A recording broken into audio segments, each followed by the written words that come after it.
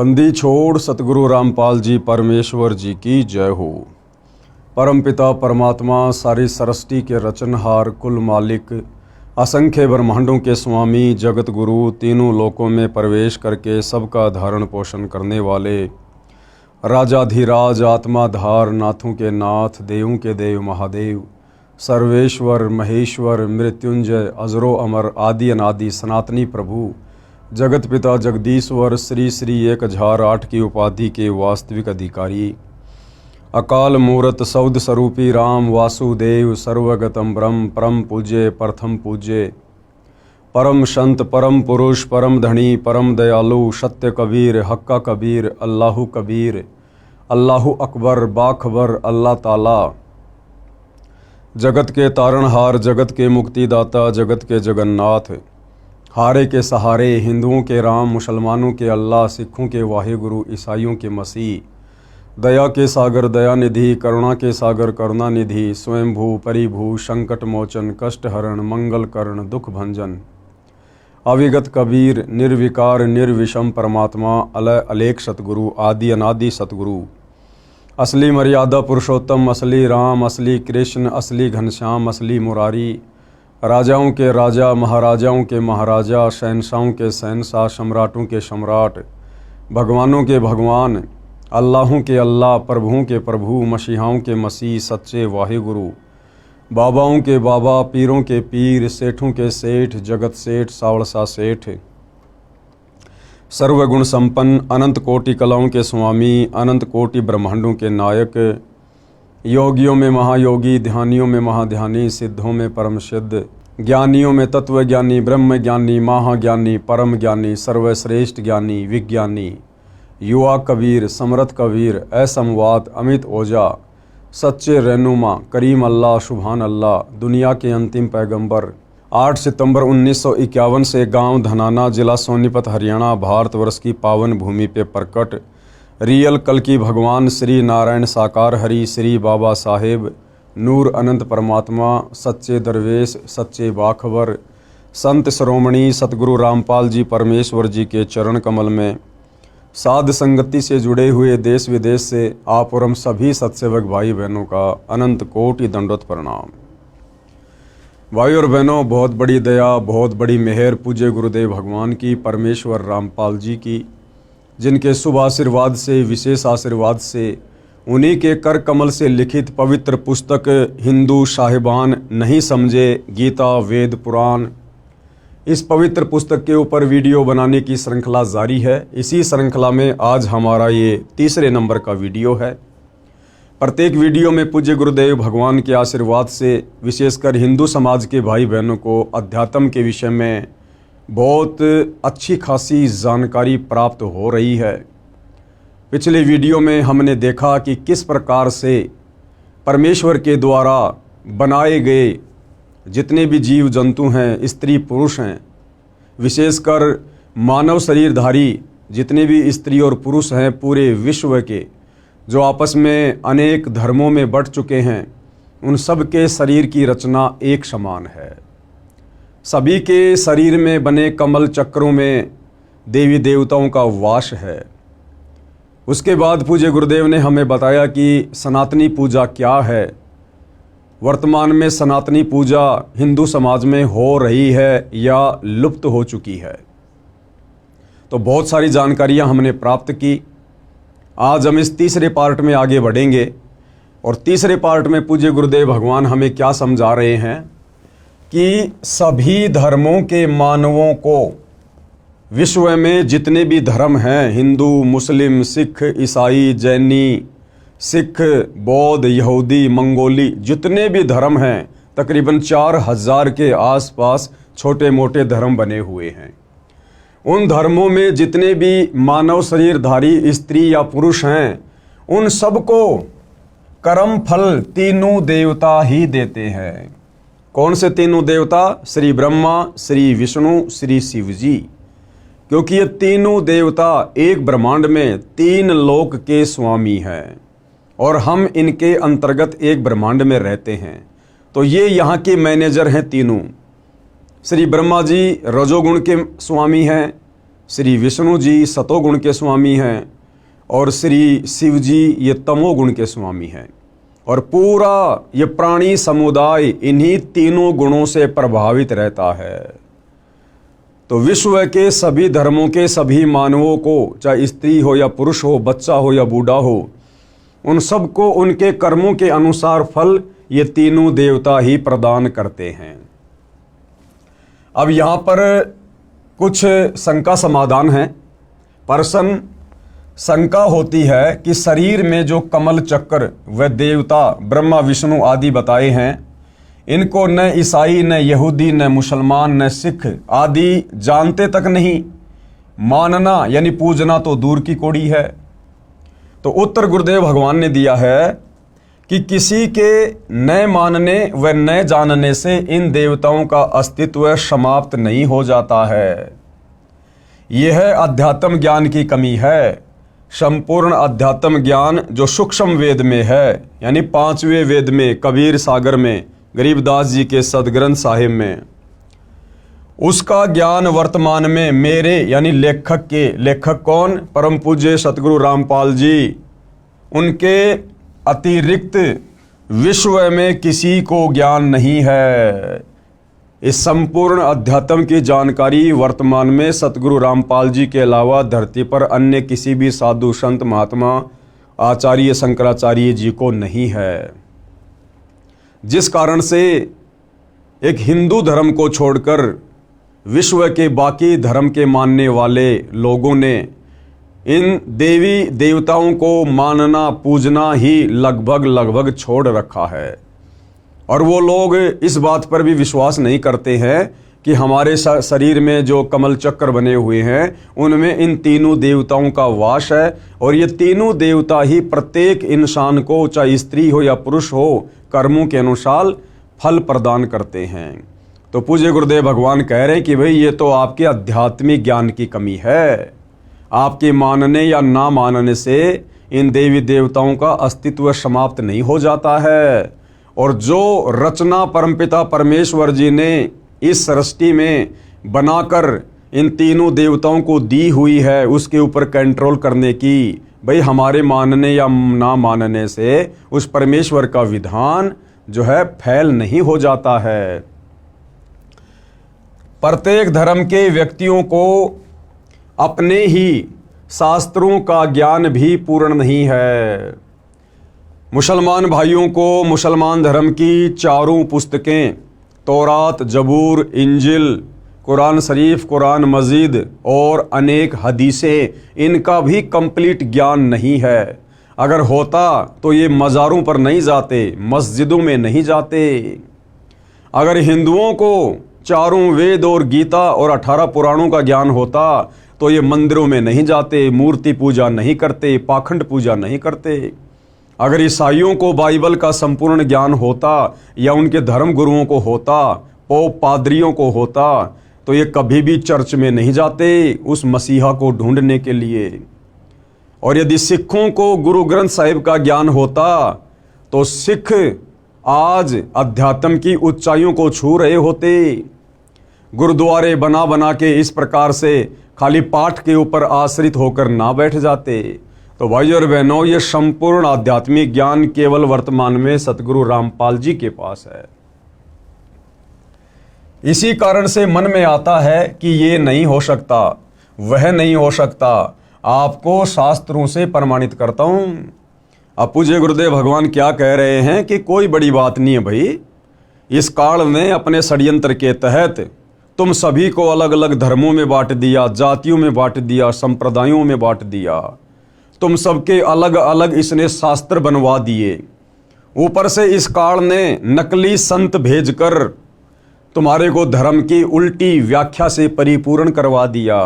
तो गुरुदेव भगवान कह रहे हैं कि बच्चों कोई बात नहीं है, मैं इस आध्यात्मिक ज्ञान को परमाणु के साथ में साबित करूंगा। तो भाइयों और बहनों, हमने बहुत ही ध्यानपूर्वक इन प्रमाणों को देखने और समझने की आवश्यकता है। सबसे पहले मुसलमान धर्म के लिए प्रमाण के लिए, जैसे मुसलमान धर्म की पाक पुस्तक कुरान मजीद है, ईसाई धर्म की होली बुक इंजिल है जो ईसा जी को दी गई थी, यहूदी धर्म की पाक पुस्तक तौरेत है जो मूसा जी को मिली। हज़रत दाऊद जी को जबूर पाक पुस्तक मिली।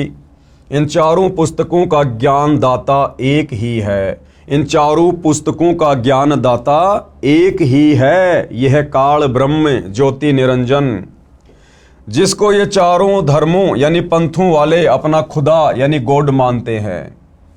इसलिए इनको ये भी मान्य होना चाहिए कि इन चारों पवित्र पुस्तकों में जो ज्ञान है वह सत्य है। यदि कोई कहे कि हम बाइबल को नहीं मानते, केवल कुरान को मानते हैं, तो वे अपने खुदा का अपमान कर रहे हैं। भाई, जब चारों पुस्तकें एक ही खुदा ने दी है, तौरात, जबूर, इंजिल और कुरान मजीद, जब चारों पुस्तकें एक ही खुदा ने दी है और आगे चलकर यदि इन पुस्तकों को मानने वाले अलग अलग पंथों में, धर्मों में विभाजित हो गए हैं, और यदि आज वो ये कहते हैं, जैसे ईसाई कहते हैं कि हम तो बाइबल के अलावा कुरान मजीद को नहीं मानते, मुसलमान कहते हैं हम तो कुरान मजीद के अलावा बाइबल को नहीं मानते, तो गुरुदेव भगवान कह रहे हैं जब लिखने वाला तुम्हारा एक ही खुदा है तो तुम उसके द्वारा लिखी गई पुस्तकों को क्यों नहीं मान रहे? इसका मतलब तुम तो अपने खुदा की रचना पर भी संदेह कर रहे हो, शक कर रहे हो, तुम अपने खुदा का अपमान कर रहे हो। जो ज्ञान पाक कुरान में नहीं है वह बाइबल में बता रखा है, इसलिए दोबारा बताना अल्लाह ने उचित नहीं समझा है। यानी संपूर्ण ज्ञान इन धर्मों के मानने वाले अल्लाह ने एक पुस्तक में ना डालकर इन चारों पुस्तकों में थोड़ा थोड़ा डाल दिया। और अब यदि कोई कहे कि हम उस पुस्तक को नहीं मानते, हम उसको नहीं मानते, तो ये तो हमारे अध्यात्म की कमजोरी है। इसलिए दोबारा बताना अल्लाह ने उचित नहीं समझा। इसलिए बाइबल के ज्ञान को भी समान सम्मान देना चाहिए। विशेष पहले यह स्पष्ट करना उचित समझता हूं कि पवित्र पुस्तक बाइबल कोई अलग शास्त्र नहीं है। इसमें पाक जबूर, पाक तौरेत, पाक इंजिल को इकट्ठा जिल्द यानी बाइंड किया है।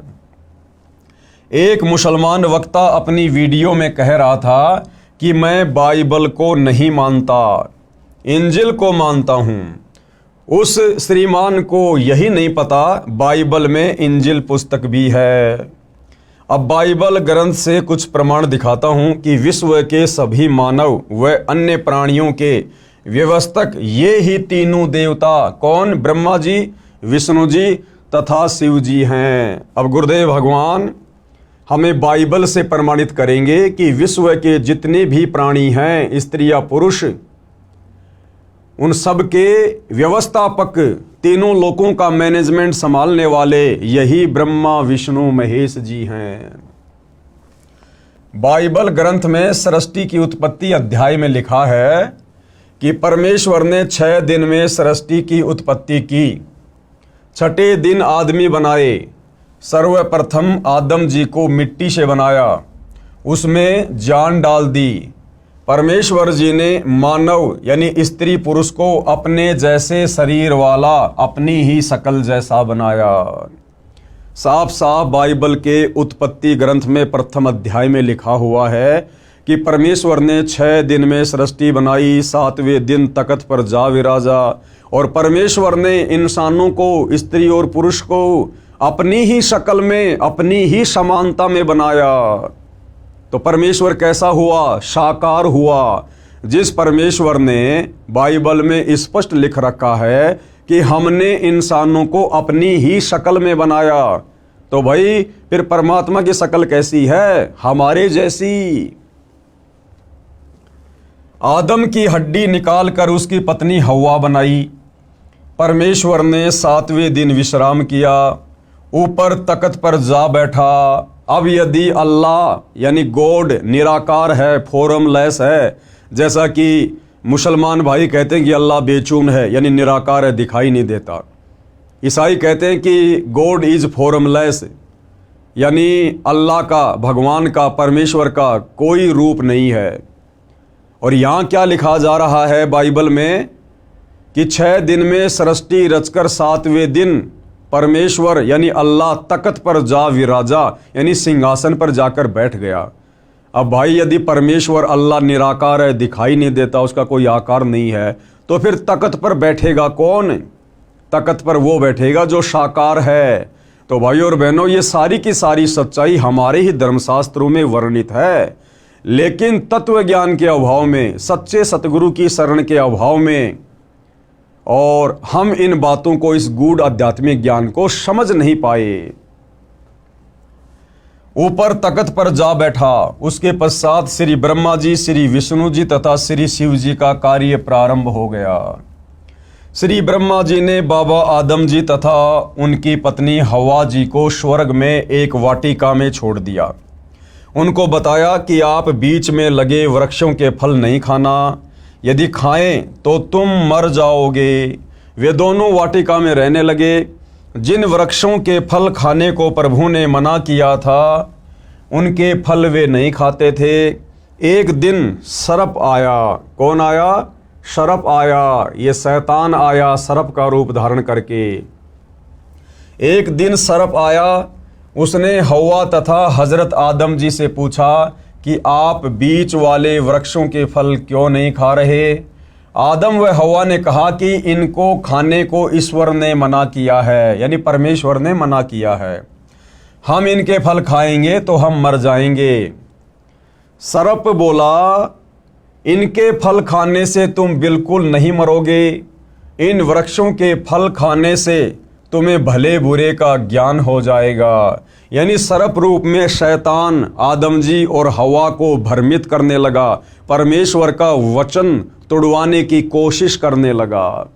और भाई और बहनों, हम सतगुरु रामपाल जी परमेश्वर जी के सभी फॉलोवर को, उनके भक्तों को साथ साथ में बहुत ही गहरी शिक्षा भी लेकर आगे बढ़ना है। परमेश्वर ने 6 दिन में सृष्टि रची, 7वें दिन तख्त पे जा विराजा और सारे नियम कायदे कानून आदम जी और हवा जी को समझाकर चले गए कि तुमने इस वाटिका में यानी इस बगीचे में कौन से वृक्षों के फल खाने हैं और कौन से वृक्षों के फल नहीं खाने हैं। उसके बाद भाई और बहनों, शैतान ने उन दोनों को सर्प का रूप बनाकर भ्रमित करने का कुप्रयास किया। तरह तरह से उनको बरगलाया, उनके मन में शंकाएं पैदा कर दी कि वो जो तुम्हारा परमेश्वर है ना, वो ये नहीं चाहता कि तुम भी हमारे में से एक हो जाओ, तुम भी अमर हो जाओ। इसलिए उन्होंने तुम्हें मना किया है, क्योंकि ये बीच वाले जो फल हैं ये अमर फल हैं, इनको खाने से इंसान अमर हो जाता है और तुम्हारा परमेश्वर नहीं चाहता कि तुम अमर हो जाओ। तो इस प्रकार से सर्प ने उसको भ्रमित किया। भाई और बहनों, आज वही परमपिता परमेश्वर जिन्होंने 6 दिन में सृष्टि रची और 7वें दिन तख्त पर जा विराजे थे, कबीर देव सत्य पुरुष परम अक्षर ब्रह्म, आज वही परम अक्षर ब्रह्म सतगुरु रामपाल जी के रूप में धरती पर प्रकट हैं। और आज पूज्य गुरुदेव भगवान ने हमें अध्यात्म के साथ साथ बहुत सारे नियम भी बताए हैं, मर्यादाएं भी बताई हैं, जिनको गुरु वचन कहते हैं। अब भाइयों और बहनों, ये काल किसी न किसी के माध्यम से, किसी न किसी के रूप में, किसी न किसी को प्रेरणा करके हम सत भक्ति करने वाली आत्माओं से वो नियम तुड़वाने का प्रयास करेगा, हमारे मन में शंकाएं पैदा करेगा या करवाएगा। तो आप और हम भगत भाई बहनों ने भी वर्तमान में दृढ़ता के साथ भक्ति मार्ग पर टिके रहना है। और जो आज्ञा हमें पूज्य गुरुदेव भगवान ने अपने सत्संगों के माध्यम से दे दी है, जो नियम और मर्यादा हमारे ऊपर लागू कर दिए गए हैं, हमने उन्हीं नियम और मर्यादाओं में रहकर, गुरु वचन के अंतर्गत रहकर इस सत भक्ति को सफल करने की दिशा में आगे बढ़ना है। इन वृक्षों के फल खाने से तुम्हें भले बुरे का ज्ञान हो जाएगा। ईश्वर नहीं चाहता कि तुम्हें भले बुरे का ज्ञान हो। सर्प की बात मानकर दोनों ने भले बुरे का ज्ञान करवाने वाले वृक्षों के फल खा लिए। यानी सर्वप्रथम परमेश्वर ने जब सृष्टि रची, आदम और हवा को बनाया, तो सर्वप्रथम भाइयों और बहनों, आदम और हवा दोनों ने परमेश्वर का वचन तोड़ दिया। अगर ये आदम और हवा परमेश्वर का वचन ना तोड़ते तो भाइयों और बहनों, आज हम इस मृत लोक में नहीं होते, हम सभी आज स्वर्ग में रह रहे होते, लेकिन एक की गलती सभी आत्माओं पर भारी पड़ गई। उनकी आंखें खुल गई। कुछ दिन बाद ईश्वर आया। उसके पैरों की आवाज़ सुनकर हवा व आदम छुप गए। उनको पता चल गया था कि नंगा रहना अच्छा नहीं होता, क्योंकि उस वाटिका के बीच वाले पेड़ों के फल खाने से, जिनको खाने के लिए परमेश्वर ने मना किया था, जब आदम और हवा ने खा लिए तो उनकी वो दृष्टि खुल गई, उनको भले बुरे का ज्ञान हो गया। और जब कुछ दिनों बाद परमेश्वर आए तो भाइयों और बहनों, दोनों एक पेड़ की ओट में छुप गए। उनको ये पता चल गया कि हम तो नंगे हैं, नंगे, हमें तो शर्म आ रही है, क्योंकि उनको भले बुरे का ज्ञान होना शुरू हो गया। ईश्वर ने आवाज़ लगाई कि तुम कहाँ हो? आदम तथा हवा ने उत्तर दिया कि हम नंगे हैं, आपकी आवाज़ सुनकर हम छुप गए हैं।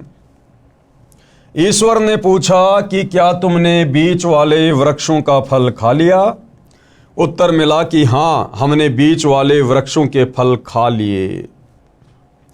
आदम ने कहा कि आपने जो मेरे साथ स्त्री छोड़ी है, इसको सर्फ ने बहका दिया। आदम ने क्या कहा कि हे परमेश्वर, आपने मेरे साथ में ये जो स्त्री छोड़ी थी, इसको सर्प ने आकर बहका दिया और मैं फिर इसके बहकावे में आ गया, और हम दोनों ने उन फलों को खा लिया जिनको ना खाने की आज्ञा आप जी ने दी थी। हमने फल खा लिया। ईश्वर ने आदम व हवा के पहनने के लिए वस्त्र बनवाए। ईश्वर ने कहा कि मानव को भले बुरे का ज्ञान हो गया है, कहीं ये अमर होने वाले वृक्षों के फल खा ले और हम में से एक के समान हो जाए। इसलिए आदम जी व हवा जी को स्वर्ग से निकाल दिया। इस बाइबल के लेख से सिद्ध हो गया कि देवता एक से अधिक हैं। सब धर्मों के व्यक्तियों को कर्मों का फल ये तीनों देवता ही देते हैं। अन्य प्रमाण, पवित्र बाइबल के उत्पत्ति ग्रंथ 17:18 पृष्ठ 24 पर लिखा है कि अब्राहिम नामक व्यक्ति के घर 3 प्रभु आए। उस समय वह अपने घर से बाहर खेत में वृक्षों की छाया में बैठा था। दोपहर का समय था। अब्राहिम ने जमीन पर लेटकर उनको प्रणाम किया, भोजन करवाया। वे पापियों का नाश करने आए थे। कौन? तीनों देवता ब्रह्मा विष्णु महेश। वे पापियों का नाश करने गए थे। वहां से 2 तो वापस लौट गए। एक उस नगरी में गया जहां के व्यक्ति व्यभिचारी, अन्यायी, बेहया, धर्म कर्म रहित हो चुके थे। उस नगरी को नष्ट कर दिया। इन प्रमाणों से स्पष्ट है कि यही तीनों देवता सर्व मानव को कर्मा अनुसार फल देते हैं। कौन? ब्रह्मा विष्णु महेश। नगरी नष्ट करने का कार्य तमगुण शंकर जी का है, क्योंकि तीनों देवता एक के गुण युक्त हैं। श्री ब्रह्मा जी रजोगुण के स्वामी हैं, जिसके प्रभाव से हम लोग बच्चे उत्पन्न करते हैं, हमारे अंदर विषय वासना जागृत होती है, धन वगैरह इकट्ठा करने की इच्छा जागृत होती है। ये रजोगुण के कारण होती है। दूसरा, गुरुदेव ने बताया श्री विष्णु जी सतोगुण के स्वामी है। अपने बाल बच्चों में, परिवार में, संपत्ति में मोह ममता, हम एक दूसरे से चिपटे रहते हैं, ये मेरा, ये मेरा, ये श्री विष्णु जी के सतोगुण के कारण है। और तीसरा, श्री शिव जी का तमोगुण, जिसके प्रभाव से बात बात पर लड़ाई झगड़े, मार पिटाई, हत्या, ये तमोगुण के कारण। तो जो 2 देवता वापस चले गए थे वो ब्रह्मा जी और विष्णु जी थे, और जो एक देवता नीचे रह गया था जिसने जाकर उस नगर को नष्ट किया, वो शंकर जी थे। इसलिए वे अकेले गए और उन पापियों का नाश किया। 2 कौन? श्री ब्रह्मा जी तथा श्री विष्णु जी वापस चले गए थे। तो ये प्रमाण है कि तीनों देवता ब्रह्मा विष्णु महेश ही मिलकर इस काल ब्रह्म की सृष्टि को यहाँ चला रहे हैं। और इस काल ब्रह्म की सृष्टि के अंतर्गत एक ब्रह्मांड में जितने भी मानव शरीरधारी स्त्री पुरुष हैं, उन सब के व्यवस्थापक, उन सब के मैनेजर ये तीनों देवता ब्रह्मा विष्णु महेश ही हैं। वो चाहे हिंदू हो, मुसलमान हो, सिख हो, ईसाई हो, चाहे किसी भी धर्म का और देश का व्यक्ति क्यों ना हो। विशेष आगे गुरुदेव क्या कह रहे हैं, विशेष चारों पवित्र पुस्तकों, पाक कुरान, पाक बाइबल यानी पवित्र जबूर, पवित्र इंजिल, पवित्र तौरेत का ज्ञान जिस प्रभु ने दिया, उसी ने पवित्र चारों वेदों यानी पवित्र ऋग्वेद, यजुर्वेद, सामवेद तथा अथर्ववेद का ज्ञान श्री ब्रह्मा जी को दिया। कौन है ये? काल ब्रह्म, ब्रह्मा विष्णु महेश का पिता, दुर्गा का पति, काल ब्रह्म, जिसको ज्योति निरंजन भी कहते हैं। इसी ने मुसलमान धर्म की चारों पुस्तकों का ज्ञान दिया और इसी ने चारों वेद और गीता जी वाला ज्ञान दिया। फिर स्वयंभू मनु जी को मिला, यानी सबसे पहले इस काल ब्रह्म ने चारों वेदों का ज्ञान श्री ब्रह्मा जी को दिया। श्री ब्रह्मा इस काल ब्रह्म का सबसे बड़ा बेटा है। फिर उससे छोटा वाला बेटा है श्री विष्णु और सबसे छोटा वाला बेटा है श्री शंकर। यानी ये ब्रह्मा विष्णु महेश ये तीनों सगे भाई हैं। इनका पिता काल ब्रह्म है जो सबके समक्ष नहीं आता है, उसको श्राप लगा हुआ है। वो जब हम आगे सृष्टि रचना पढ़ेंगे तब हमें पता चलेगा। और फिर श्री ब्रह्मा जी ने अपने वंशज मनु को, जो कि सतयुग में हुए, फिर वो ज्ञान चारों वेदों वाला ब्रह्मा जी ने स्वयंभू मनु जी को दिया। वेदों में चक्रों यानी कमलों का ज्ञान है परंतु अधूरा है, क्योंकि चारों वेदों में संपूर्ण आध्यात्मिक ज्ञान नहीं है। इसीलिए परमपिता परमेश्वर कबीर साहिब जी को, परम अक्षर ब्रह्म को, सत्य पुरुष को स्वयं तत्वदर्शी संत का रूप धारण करके पृथ्वी पर चारों वेदों से ऊपर का ज्ञान देने के लिए आना पड़ता है। सूक्ष्म वेद में संपूर्ण अध्यात्म ज्ञान है, उसी से कमल चक्रों का संपूर्ण ज्ञान पहले लिख दिया है। पवित्र वेदों का ज्ञान इन चारों पाक पुस्तकों तौरेत, जबूर, इंजिल तथा कुरान से पहले का है। इसलिए प्रभु ने इन पुस्तकों में दोबारा बताना उचित न समझा। सूक्ष्म वेद पांचवा वेद है। सूक्ष्म वेद कौन सा वेद है? पांचवा वेद। उसमें संपूर्ण अध्यात्म ज्ञान है, उसमें कमलों का वर्णन विस्तार से कहा है। वह संपूर्ण ज्ञान न वेदों में है, न गीता में, न पुराणों में, न कुरान में, न बाइबल में। क्योंकि गीता ज्ञान देने वाले ने गीता अध्याय 4 श्लोक 34 में कहा है कि तत्व ज्ञान जो गीता में नहीं है उसको तत्वदर्शी संतों के पास जाकर प्राप्त कर। भाइयों और बहनों, गीता का ज्ञान वेदों वाला ही ज्ञान है, यानी चारों वेदों का निष्कर्ष पवित्र गीता जी है। और संपूर्ण आध्यात्मिक ज्ञान ना तो चारों वेदों में है, फिर गीता जी में होगा कहाँ से? इसीलिए गीता ज्ञान देने वाले भगवान ने गीता अध्याय 4 श्लोक 34 में कहा है कि हे अर्जुन, उस तत्व ज्ञान को प्राप्त करने के लिए, समझने के लिए तू तत्वदर्शी संतों की खोज कर। इसलिए भाइयों और बहनों, संपूर्ण आध्यात्मिक ज्ञान देने के लिए उस परम अक्षर ब्रह्म सत्य पुरुष कबीर देव को तत्वदर्शी संत की भूमिका में पृथ्वी पर आना पड़ता है, जैसे कि वर्तमान में सतगुरु रामपाल जी के रूप में प्रकट हैं। उसको तत्वदर्शी संतों के पास जाकर प्राप्त कर। यदि गीता में तत्व ज्ञान होता तो बता देता कि तत्व ज्ञान उस अध्याय में है। इसी प्रकार कुरान मजीद में सूरत फुरकानी 25 आयत नंबर 52 से 59 में कहा है कि जिस परमात्मा ने 6 दिन में सृष्टि रची, 7वें दिन तख्त पर जा विराजा, उसकी खबर किसी बाखबर यानी तत्वदर्शी संत से पूछो। इसी प्रकार यदि कुरान मजीद में यानी कुरान शरीफ में अगर संपूर्ण आध्यात्मिक ज्ञान होता तो सूरत फुरकानी 25 आयत नंबर 52 से 59 में कुरान का ज्ञान देने वाला अल्लाह यानी ये काल ब्रह्म, ये शैतान हज़रत मोहम्मद को ये कदापि ना कहता कि हज़रत मोहम्मद, जिस अल्लाह ने 6 दिन में सृष्टि रची, 7वें दिन तख्त पर जा विराजा, उस अल्लाह की जानकारी तू किसी बाखबर से जा पूछ। अगर कुरान का ज्ञान देने वाला अल्लाह ये काल ब्रह्म यदि संपूर्ण आध्यात्मिक ज्ञान रखता तो किसी बाखबर की शरण में जाने की सलाह हज़रत मोहम्मद जी को नहीं देता। तो गुरुदेव के कहने का मतलब है कि जिसने चारों वेदों का ज्ञान दिया, जिसने गीता का ज्ञान बोला, उसी ने मुसलमान धर्म की चारों पुस्तकें तौरात, जबूर, इंजिल और कुरान मजीद का ज्ञान दिया। जिस परमात्मा ने 6 दिन में सृष्टि रची, 7वें दिन तख्त पर जा विराजा, उसकी खबर किसी बाखबर यानी मुसलमान धर्म में तत्वदर्शी संत को बाखबर कहते हैं, जानने वाला। यानी तत्वदर्शी संत से पूछो। इस प्रकरण से स्पष्ट हो जाता है कि विश्व के मानव को कर्म फल देने वाले श्री ब्रह्मा जी, श्री विष्णु जी तथा श्री शिव जी हैं। वह अन्य देवता भी हैं। प्रत्येक मानव के शरीर के कमलों में जो जो देवी देवता व प्रभु बताए हैं, इनकी साधना करके ही मानव अपना कल्याण करवाए। और वही संसार में दूसरा कोई तरीका नहीं है सत भक्ति करके अपनी आत्मा का कल्याण करवाने का। आगे पूज्य गुरुदेव भगवान हमें क्या सलाह दे रहे हैं। मैं रामपाल दास व मेरे अनुयायी इन देवताओं की साधना नित्य करते हैं।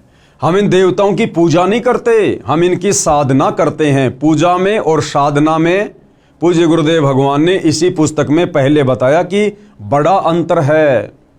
पूजा तो केवल अपने इष्ट की करनी होती है और उस इष्ट की प्राप्ति के लिए साधना इन देवताओं की भी साथ साथ में करनी पड़ती है। तो पूजा और साधना में रात दिन का अंतर होता है। तो गुरुदेव भगवान क्या कह रहे हैं कि मैं और मेरे अनुयायी इन देवताओं की साधना नित्य करते हैं। हालांकि भाई और बहनों, तत्वदर्शी संत को साधना करने की आवश्यकता नहीं पड़ती है, क्योंकि वे स्वयं परम अक्षर ब्रह्म होते हैं, स्वयं सारी सृष्टि के मालिक होते हैं। वे तो हमसे भक्ति करवाने के लिए आते हैं।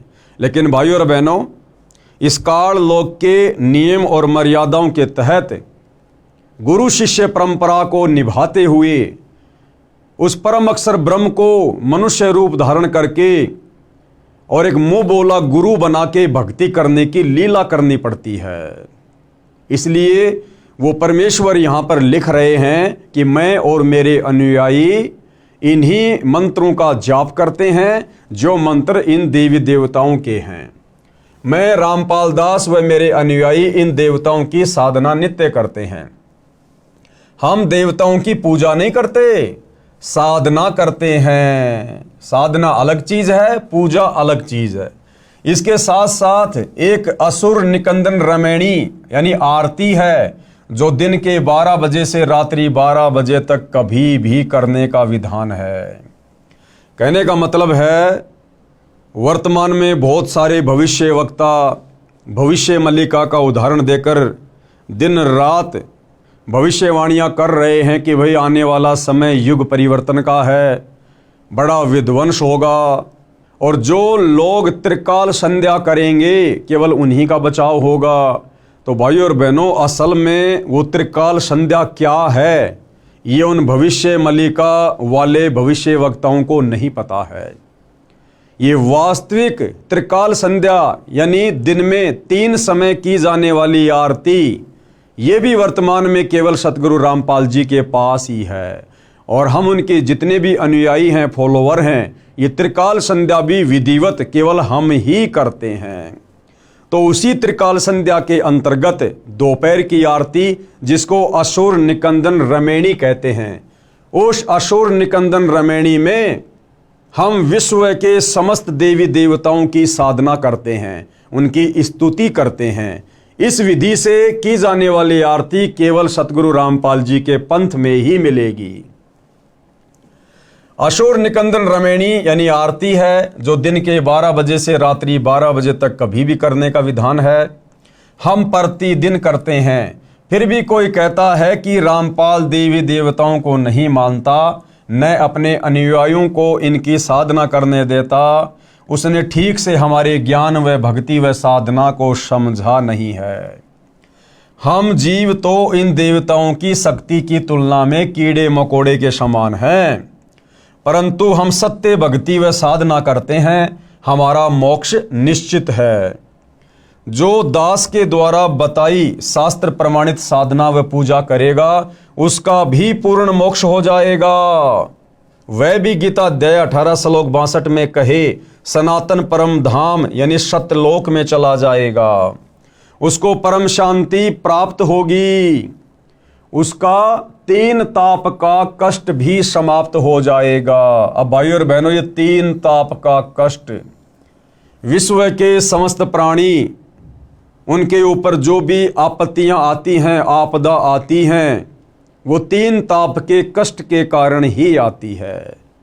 और ये तीन ताप के कष्ट हैं दैहिक, दैविक और आध्यात्मिक, जिनका खुलासा आगे पूज्य गुरुदेव भगवान करेंगे।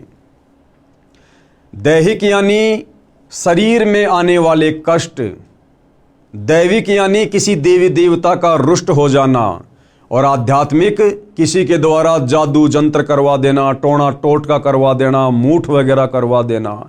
ये तीन ताप के कष्ट होते हैं जिससे मनुष्य शरीरधारी प्राणियों को दुखी किया जाता है।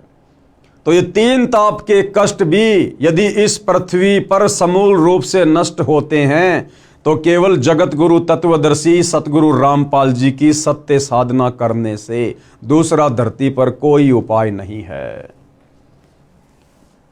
तो क्या कह रहे हैं गुरुदेव? तीन ताप का कष्ट भी समाप्त हो जाएगा जो जीव के दुखों का मूल है।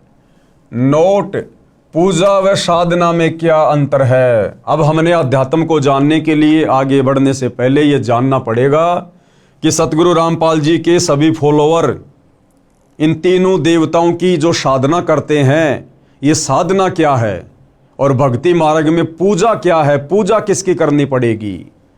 तो ये सारी जानकारी गुरुदेव हमें बता रहे हैं। पूजा व साधना में क्या अंतर है, कृपया आप जी पढ़ें इसी पुस्तक के पेज नंबर 179 पर, जो हम आगे की वीडियो में पढ़ेंगे। यहाँ केवल 2 शब्द हैं, यानी संक्षिप्त वर्णन है। जो प्रार्थना हम करते हैं उसका कुछ अंश यहाँ लिखता हूँ। जैसे दोपहर की आरती में हम भगत भाई बहन जो समस्त देवी देवताओं की स्तुति करते हैं, वंदना करते हैं, संक्षेप में गुरुदेव भगवान थोड़ा बहुत उस आरती को यहाँ लिख रहे हैं ताकि प्रथम बार सतगुरु रामपाल जी की पुस्तकें पढ़ने वाला, उनके सत्संग सुनने वाला किसी भी प्रकार की शंका में ना रहे, भ्रमणा में ना रहे कि भाई सतगुरु रामपाल जी तो देवी देवताओं की पूजा छुड़वाते हैं, उनकी साधना छुड़वाते हैं। ऐसा कुछ भी नहीं है। सतगुरु रामपाल जी देवी देवताओं की वास्तविक साधना करवाते हैं। और हम सभी भगत भाई बहन जो सतगुरु रामपाल जी के फॉलोवर हैं, जो दोपहर की आरती करते हैं, उसमें इन समस्त देवी देवताओं का जिक्र है। मैं लेखक देवी देवताओं का सम्मान करता हूँ। हम सभी सतगुरु रामपाल जी के फॉलोवर समस्त देवी देवताओं का सम्मान करते हैं, आदर करते हैं, लेकिन पूजा हम केवल अपने गुरुदेव भगवान की करते हैं, अपने इष्ट की करते हैं। पूजा केवल परमेश्वर की करनी होती है, बाकी आदर सम्मान हम सबका करते हैं। मैं तथा मेरे अनुयायी प्रतिदिन विश्व के सभी देवी तथा देवताओं का सम्मान व उनकी स्तुति करते हैं। प्रमाण के लिए दोपहर की स्तुति के कुछ अंश। सत्य पुरुष समर्थ ओंकारा, अदली पुरुष कबीर हमारा, यानी जिसकी हमने पूजा करनी है वो हमारा इष्ट है कबीर, जो वर्तमान में तत्वदर्शी संत का रोल कर रहे हैं, यानी तत्वदर्शी संत की भूमिका कर रहे हैं सतगुरु रामपाल जी। ये स्वयं कबीर परमेश्वर हैं।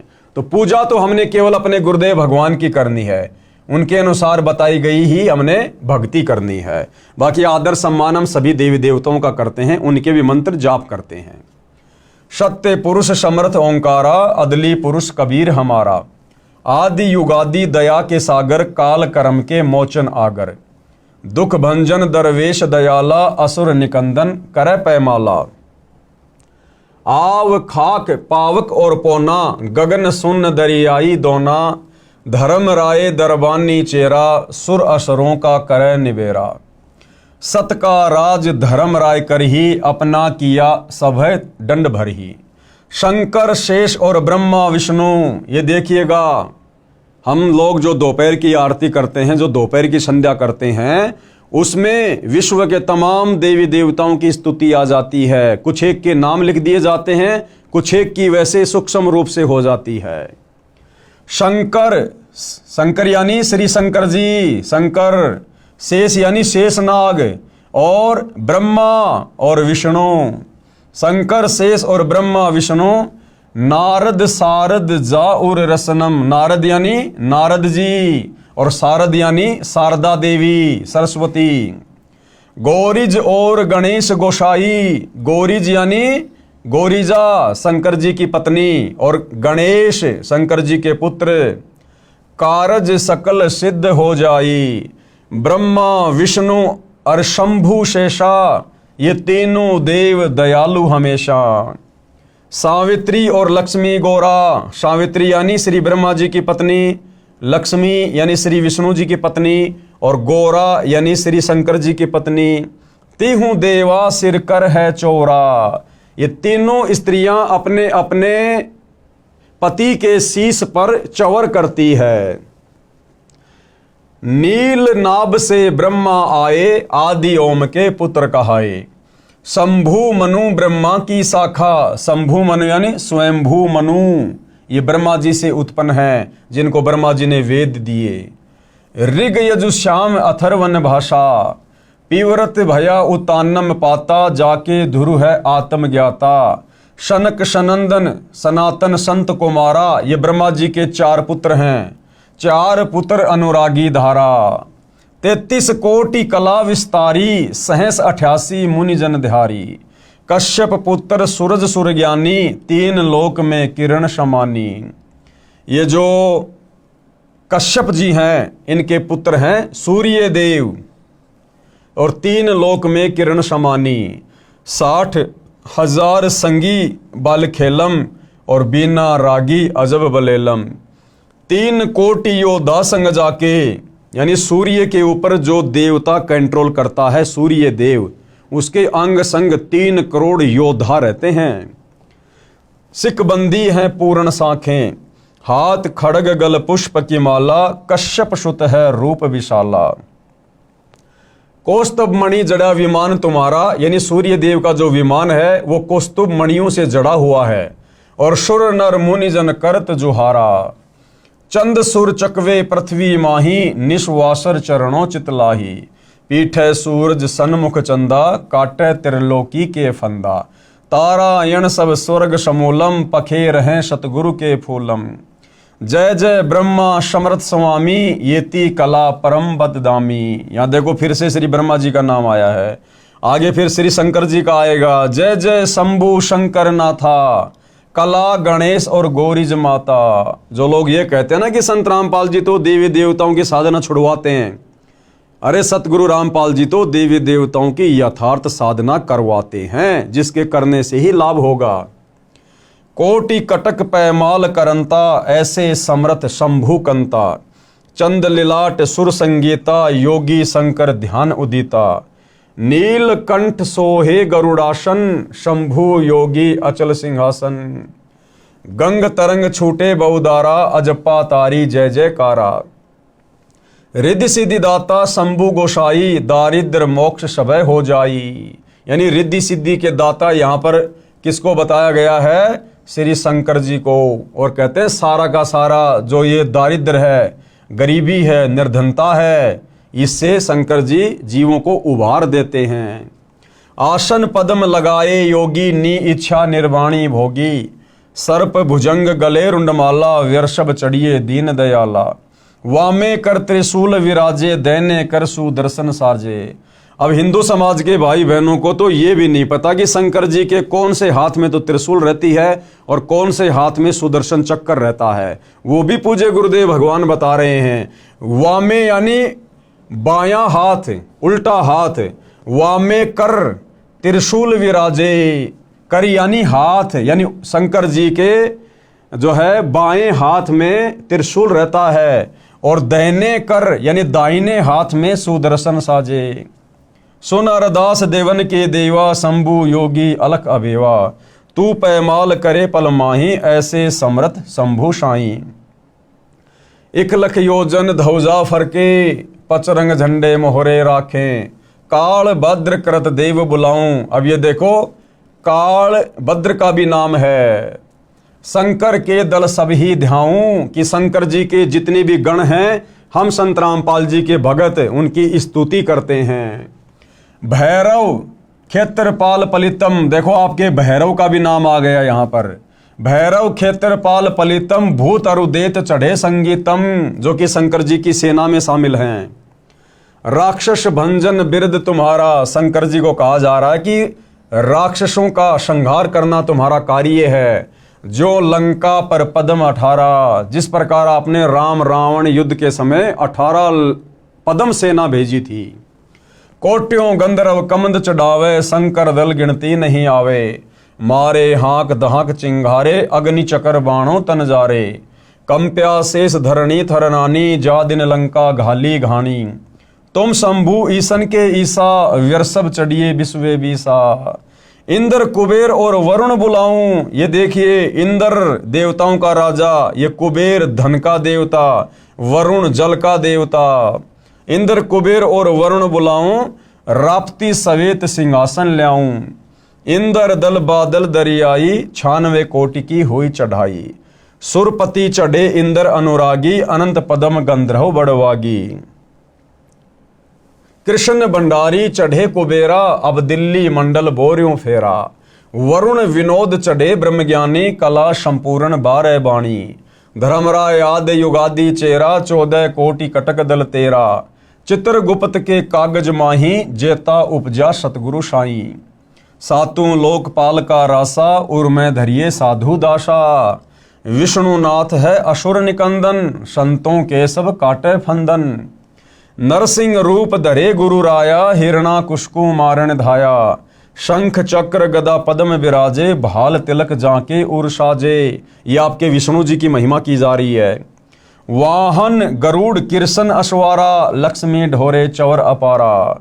रावण अहिरावण से मारे, सेतु बांध सेना दल तारे। जरासिंध और बाली खपाए, कंस के चानोर हराए। और काली दैम्य नागी नाथा, शिशुपाल चक्र से काट्या माथा। काल यवन मथुरा पर धाये, 18 कोटि कटक चढ़ आए। और मुचकंद पर पीतांबर डार्या, काल यवन जहां बेग सिंहार्या। परशुराम 52 अवतारा, ये आपके परशुराम जी का भी नाम ले दिया गया है। और कोई न जाने भेव तुम्हारा, शंखासुर मारे निर्वाणी, बरहा रूप धरे परवानी। राम अवतार रावण की बेरा, ये त्रेता युग में जन्मे विष्णु अवतार रामचंद्र जी का भी जिक्र कर दिया। राम अवतार रावण की बेरा। और ये आपके हनुमान जी का नाम भी आ गया, हनुमत हाका सुनी सुमेरा। अब बताओ आप ये कैसे कह सकते हो कि सतगुरु रामपाल जी देवी देवताओं की साधना छुड़वाते हैं? बताइए, आपके तमाम मुख्य मुख्य देवी देवताओं की हम सतगुरु रामपाल जी के भगत रोजाना त्रिकाल संध्या के अंतर्गत जो दोपहर की आरती है, उसमें रोजाना हम इनकी स्तुति कर रहे हैं, हम इनकी साधना कर रहे हैं और पूजा अपने इष्ट की करते हैं, कबीर देव की, अपने गुरुदेव भगवान की। तो भाई और बहनों, अध्यात्म को अच्छे से समझने की आवश्यकता है। अब आगे क्या कह रहे हैं गुरुदेव भगवान? गीता ज्ञान दाता से अन्य पूर्ण परमात्मा का प्रमाण। यानी अभी तक हिंदू समाज में विशेषकर यही धारणा है कि गीता जी का ज्ञान श्री कृष्ण ने दिया। जबकि भाई और बहनों, आप इस पुस्तक को धीरे धीरे आगे पढ़ेंगे और साथ में सतगुरु रामपाल जी के सत्संग सुनते रहेंगे यूट्यूब पर, मोबाइल में, तो आप जियों को क्लियर हो जाएगा प्रमाणों के साथ में कि गीता जी का ज्ञान श्री कृष्ण जी ने नहीं, बल्कि श्री कृष्ण जी के अंदर प्रेत की तरह प्रवेश करके इस काल ब्रह्म ने सारा ज्ञान बोला।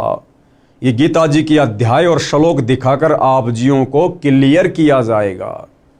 तो गीता का ज्ञान बोलने वाला कौन? ये काल ब्रह्म, जो कि ब्रह्मा विष्णु महेश का पिता है, दुर्गा का पति है। उसी ने मुसलमान धर्म की 4 पुस्तकों का ज्ञान दिया, उसी ने 4 वेद और गीता जी का ज्ञान दिया। उस काल ब्रह्म से अन्य है वो पूर्ण परमात्मा, जिसका जिक्र उसने गीता जी अध्याय 18 श्लोक नंबर 62 में किया है, जिसको परम अक्षर ब्रह्म भी कहते हैं, जिसको सत्य पुरुष कहा है, जिसका कबीर देव नाम है। जो कबीर देव वर्तमान में सतगुरु रामपाल जी के रूप में धरती पर प्रकट हैं। और आप और हम नादान प्राणियों को ये सत्य ज्ञान समझाने के लिए एक साधारण संत की भूमिका कर रहे हैं। भाई और बहनों, धैर्य से सुनेंगे तो पूरा अध्यात्म क्लियर होता चला जाएगा। तो गीता ज्ञान दाता यानी काल ब्रह्म से अन्य पूर्ण परमात्मा का प्रमाण। अब ये गीता जी में कहाँ लिखा हुआ है, किस अध्याय में है, किस श्लोक में है, आप धैर्य के साथ में देखते रहिए। और यदि आपने गीता जी को खरीद लिया है तो आप गीता जी से साथ साथ में अध्याय और श्लोक मिलान भी करते रहिए। हमारा इष्ट यानी पूज्य परम अक्षर ब्रह्म है। परम अक्षर ब्रह्म कौन? कबीर देव, सत्य पुरुष। हम पूजा इसकी करते हैं जो गीता का ज्ञान बताने वाले से अन्य है, भिन्न है। वह पूर्ण परमात्मा है, अविनाशी है। अविनाशी यानी जिसका कभी विनाश नहीं होता, और सबका धारण पोषण करने वाला है। तीनों लोकों में प्रवेश करके सबका धारण पोषण कौन करता है? ये परम अक्षर ब्रह्म, सत्य पुरुष कबीर देव। तथा सम्मान साधना प्रधान देवताओं का भी करते हैं। यानी हम सतगुरु रामपाल जी के भगत पूजा तो करते हैं परम अक्षर ब्रह्म की, कबीर देव की, लेकिन सम्मान और साधना ये जो प्रधान देवी देवता हैं जिनका वास हमारे शरीर में बने उन कमलों में है, हम उनका भी करते हैं। परम अक्षर ब्रह्म के विषय में कौन परम अक्षर ब्रह्म? कबीर देव, सत्य पुरुष, उत्तम परमात्मा। परम अक्षर ब्रह्म के विषय में गीता में इस प्रकार लिखा है। क्या लिखा है? गीता अध्याय 8 श्लोक 1 में अर्जुन ने गीता ज्ञान बोलने वाले से प्रश्न किया कि हे भगवान, आपने जिस तत्व ब्रह्म के विषय में गीता अध्याय 7 श्लोक 29 में कहा है, वह तत्व ब्रह्म क्या है? वो तत्व ब्रह्म क्या है? अर्जुन ने पूछा। तो गीता ज्ञान बताने वाले ने गीता अध्याय 8 श्लोक 3 में उत्तर दिया है। क्या उत्तर दिया है? कि वह परम अक्षर ब्रह्म है। वो कौन है? परम अक्षर ब्रह्म है।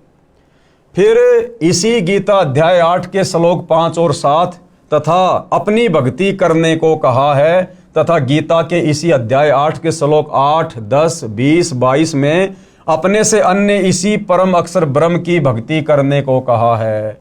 यानी गीता का ज्ञान देने वाले इस ब्रह्म ने अपनी भक्ति के लिए भी कहा है, और अपने से अन्य भिन्न उस सर्वश्रेष्ठ परमात्मा परम अक्षर ब्रह्म की भक्ति करने के लिए भी गीता जी के 8वें अध्याय के श्लोक 8, 10, 20 व 22 में जिक्र किया है। इसके विषय में गीता अध्याय 2 श्लोक 17, गीता अध्याय 15 श्लोक 17 में बताया है। परम अक्षर ब्रह्म को गीता बोलने वाले ने सबका धारण पोषण करने वाला तथा परमात्मा कहा है। अब देख लो भाई और बहनों, गीता का ज्ञान देने वाले ने, गीता का ज्ञान देने वाले ने उस परम अक्षर ब्रह्म को ही सबका धारण पोषण करने वाला और परमात्मा बताया है। परम अक्षर ब्रह्म को, किसको? परम अक्षर ब्रह्म को, कबीर देव को, सत्य पुरुष को गीता बोलने वाले ने सबका धारण पोषण करने वाला तथा परमात्मा कहा है। अगर ये गीता ज्ञान देने वाला ब्रह्म खुद ही परमात्मा होता, सबका धारण पोषण करने वाला होता, तो अपने से अन्य उस परम अक्षर ब्रह्म को सबका धारण पोषण करने वाला और परमात्मा कहकर संज्ञा ना देता। और यह भी कहा है कि यही वास्तव में अविनाशी है। ये काल ब्रह्म खुद भी अविनाशी नहीं है, इसकी भी जन्म और मृत्यु होती है। भाई और बहनों, अभी हम केवल भूमिका में पढ़ रहे हैं। भूमिका समाप्त होने के बाद जब हम इस पवित्र पुस्तक हिंदू साहिबान नहीं समझे गीता वेद पुराण में आगे बढ़ेंगे, तो साथ साथ में पूज्य गुरुदेव भगवान गीता के श्लोक दिखाएंगे, अध्याय बताएंगे, और आंखों देखकर हमें फिर विश्वास होगा कि वास्तव में गीता ज्ञान देने वाला भगवान कंप्लीट नहीं है। और गीता का ज्ञान श्री कृष्ण ने नहीं बोला। श्री कृष्ण जी का तो केवल शरीर काम में लिया गया था। उस शरीर के अंदर प्रेत की तरह प्रवेश करके इनके पिता यानी ब्रह्मा विष्णु महेश के पिता इस काल ब्रह्म ने वो ज्ञान दिया। और ये जो काल ब्रह्म है ये भी गीता जी में कहता है कि अर्जुन, मैं भी अविनाशी नहीं हूँ, मेरा भी जन्म और मृत्यु होती है। तो आगे हम अपनी आंखों से देखेंगे कि गीता के किस अध्याय में और किन किन श्लोकों में ये जानकारी है। यह भी कहा है कि यही वास्तव में अविनाशी है, पुरुषोत्तम है। पुरुषोत्तम यानी पुरुष यानी भगवान, और पुरुषोत्तम यानी भगवानों में सर्वश्रेष्ठ भगवान कौन? परम अक्षर ब्रह्म कबीर देव, जिसको मारने में कोई सक्षम नहीं है, जिससे संसार व्याप्त है। यानी सारे संसार की रचना उसी परम अक्षर ब्रह्म ने की है, कबीर देव ने की है।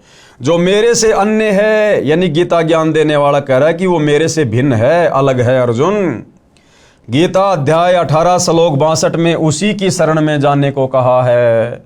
गीता का ज्ञान देने वाला काल ब्रह्म स्वयं कह रहा है अध्याय 18 श्लोक 62 में कि अर्जुन, अगर तुझे उस सनातन परम धाम की प्राप्ति करनी है, जहां जाने के बाद साधक लौटकर इस गंदे लोक में, मेरे लोक में नहीं आता, जन्म मरण के चक्कर में नहीं रहता, गधा कुत्ता सुअर नहीं बनता, उसके लिए तू उस परम अक्षर ब्रह्म की शरण में चला जा। यानी अपने से अन्य दूसरे परमेश्वर की शरण में जाने को गीता का ज्ञान देने वाला ये ब्रह्म कह रहा है। गीता अध्याय 18 श्लोक 62 में उसी की शरण में जाने को कहा है। पेश है प्रमाण के लिए गीता अध्याय 7 श्लोक 29, गीता अध्याय 8 श्लोक 1, 3, 5, 10, 20 और 22 तथा गीता अध्याय 15 श्लोक 17, गीता अध्याय 2 श्लोक 17 की फोटो कॉपी। अब भाइयों और बहनों, सारे के सारे जो प्रमाण है वो आपकी आंखों के सामने रखे जा रहे हैं।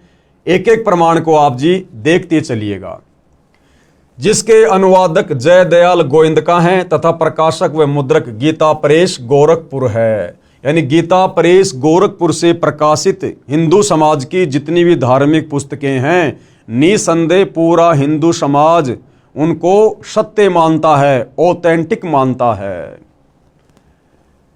गीता अध्याय 7 श्लोक 29 की फोटो कॉपी। क्या लिखा हुआ है? जरा मरण मोक्षाय माम आश्रित यतन्ति ये ते ब्रह्म तत्विदु कृतनाम अध्यात्म कर्म च अखिलम। और बिल्कुल संस्कृत के सामने हिंदी भी लिखी हुई है ताकि समझने में कोई दिक्कत ना रहे। तो ये जो काल ब्रह्म है जिसने गीता जी का ज्ञान दिया, तो ये काल ब्रह्म क्या कह रहा है? अपने से अन्य किसी और को परमात्मा बता रहा है। तो हिंदू समाज के भाई बहनों को गीता जी में प्रमाण देखकर ये विश्वास हो जाना चाहिए कि हम गीता का ज्ञान देने वाले को जो श्री कृष्ण जी मान रहे थे, वो श्री कृष्ण जी नहीं थे। श्री कृष्ण जी में प्रवेश करके काल ब्रह्म गीता का ज्ञान दे रहा है।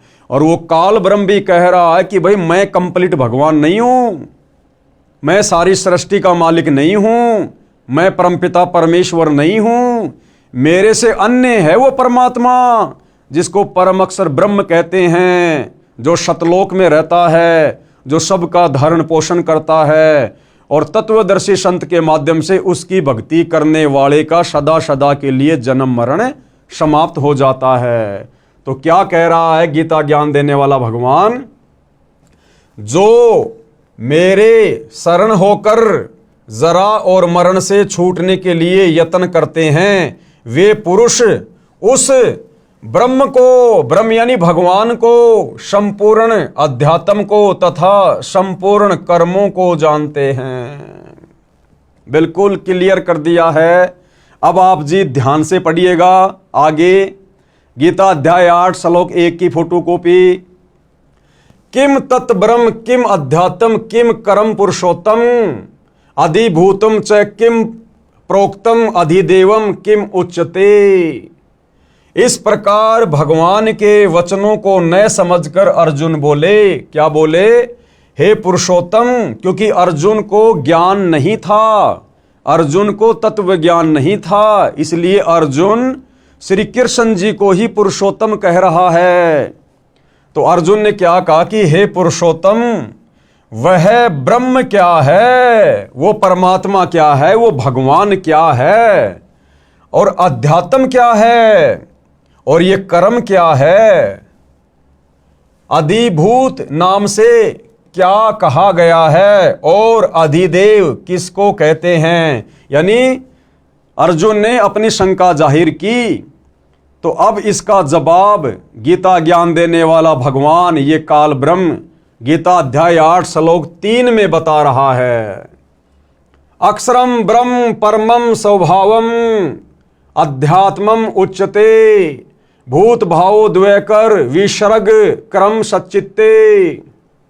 क्या कहा जा रहा है? इस प्रकार अर्जुन के प्रश्न करने पर श्री भगवान बोले, यानी काल ब्रह्म ने जवाब दिया। और क्या कहा कि वो ब्रह्म क्या है, वो तत्व ब्रह्म क्या है? कहते हैं वो परम अक्षर ब्रह्म है, कि वो तो परम अक्षर ब्रह्म है, जो सर्वश्रेष्ठ परमात्मा है, तीनों लोकों में प्रवेश करके सबका धारण पोषण करने वाला है, वो परम अक्षर ब्रह्म है। अपना स्वरूप अर्थात जीवात्मा अध्यात्म नाम से कहा जाता है तथा भूतों के भाव को उत्पन्न करने वाला जो त्याग है वह कर्म नाम से कहा गया है। अब भाइयों और बहनों, इन सभी श्लोकों का अच्छे से स्पष्टीकरण सतगुरु रामपाल जी करके हमें समझाएंगे। गीता अध्याय 8 श्लोक 5 की फोटोकॉपी, ये श्लोक आप भाई बहनों की आंखों के सामने है, आप अपने सामने रखी गीता से मिला सकते हैं। ये इसका हिंदी अनुवाद है। जो पुरुष यानी जो भगवान, पुरुष यानी भगवान, कौन कह रहा है? गीता ज्ञान देने वाला ब्रह्म कह रहा है कि जो पुरुष यानी भगवान अंत काल में भी मुझको ही सुमरण करता हुआ शरीर को त्याग कर जाता है, वह मेरे साक्षात स्वरूप को प्राप्त होता है, इसमें कुछ भी संशय नहीं है। यानी ये गीता ज्ञान देने वाला ब्रह्म कह रहा है कि जो व्यक्ति, जो साधक, जो भगत शरीर छोड़ते समय अंत समय तक मुझे ध्यान में रखता है, मेरे ओम नाम की जाप करता है, मेरी साधना करता है, वो अंत काल में मुझे ही प्राप्त होता है। लेकिन इसकी प्राप्ति मात्र से हमारा कंप्लीट मोक्ष नहीं है। उसके लिए इसने अपने से अन्य दूसरे भगवान की शरण में जाने को कहा है, परम अक्षर ब्रह्म की शरण में जाने को। गीता अध्याय 8 श्लोक 6 की फोटोकॉपी, ये संस्कृत में श्लोक लिखा हुआ है, आप जी पढ़ सकते हैं।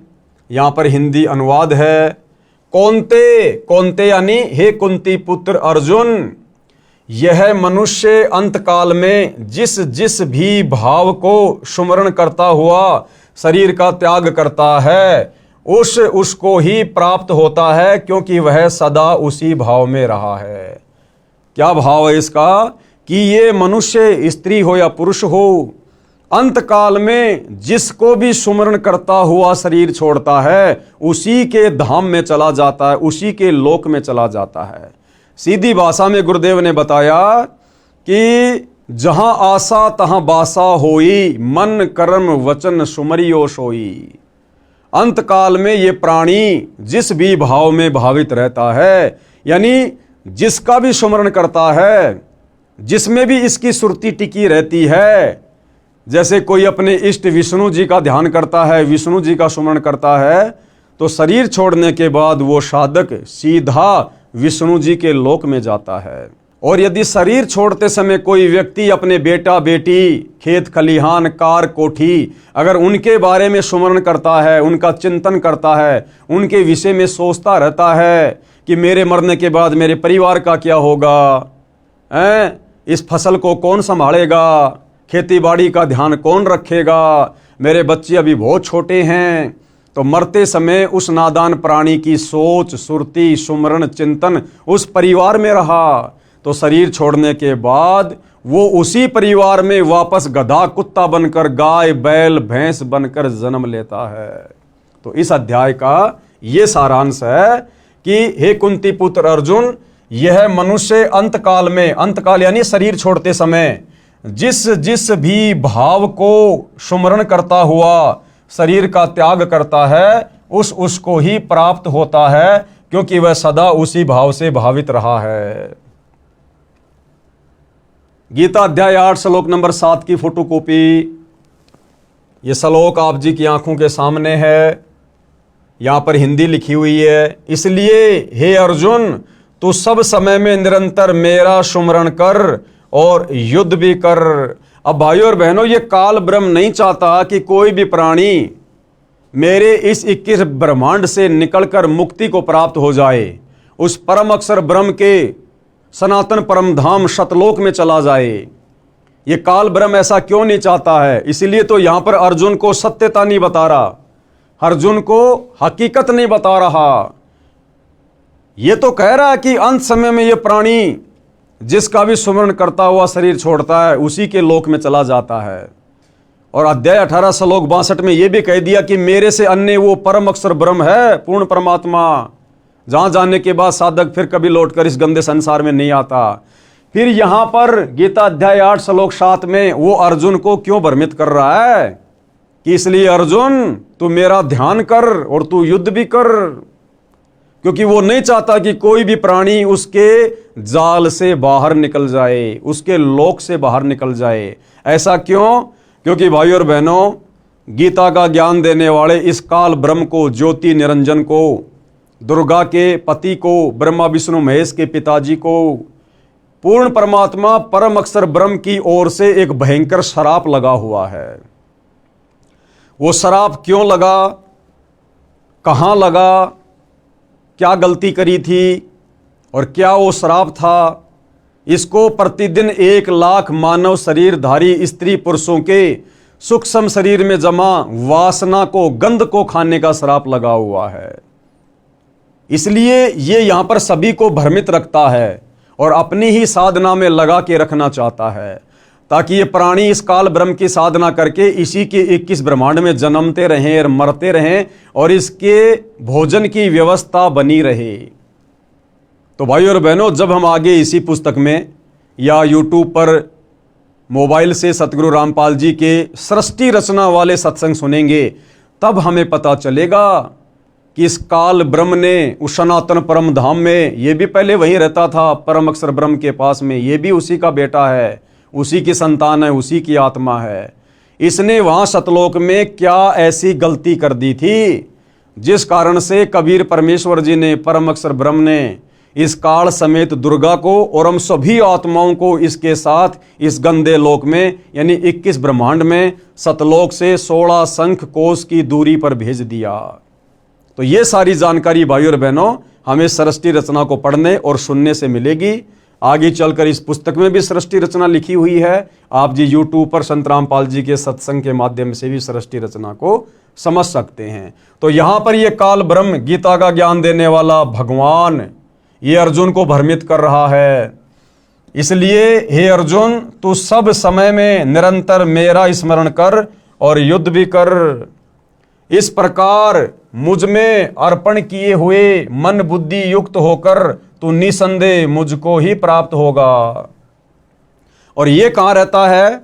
इसी अध्याय 8 का जब हम श्लोक नंबर 16 पढ़ेंगे तो ये काल ब्रह्म कह रहा है कि मैं तो ब्रह्मलोक में रहता हूं, ब्रह्मलोक में, और कह रहा है कि मेरे ब्रह्मलोक में आया हुआ प्राणी भी अपना कर्म फल भोगने के बाद वापस नीचे 84 लाख योनियों में जाता है, गधे कुत्ते सूअर के शरीरों में कष्ट उठाता है।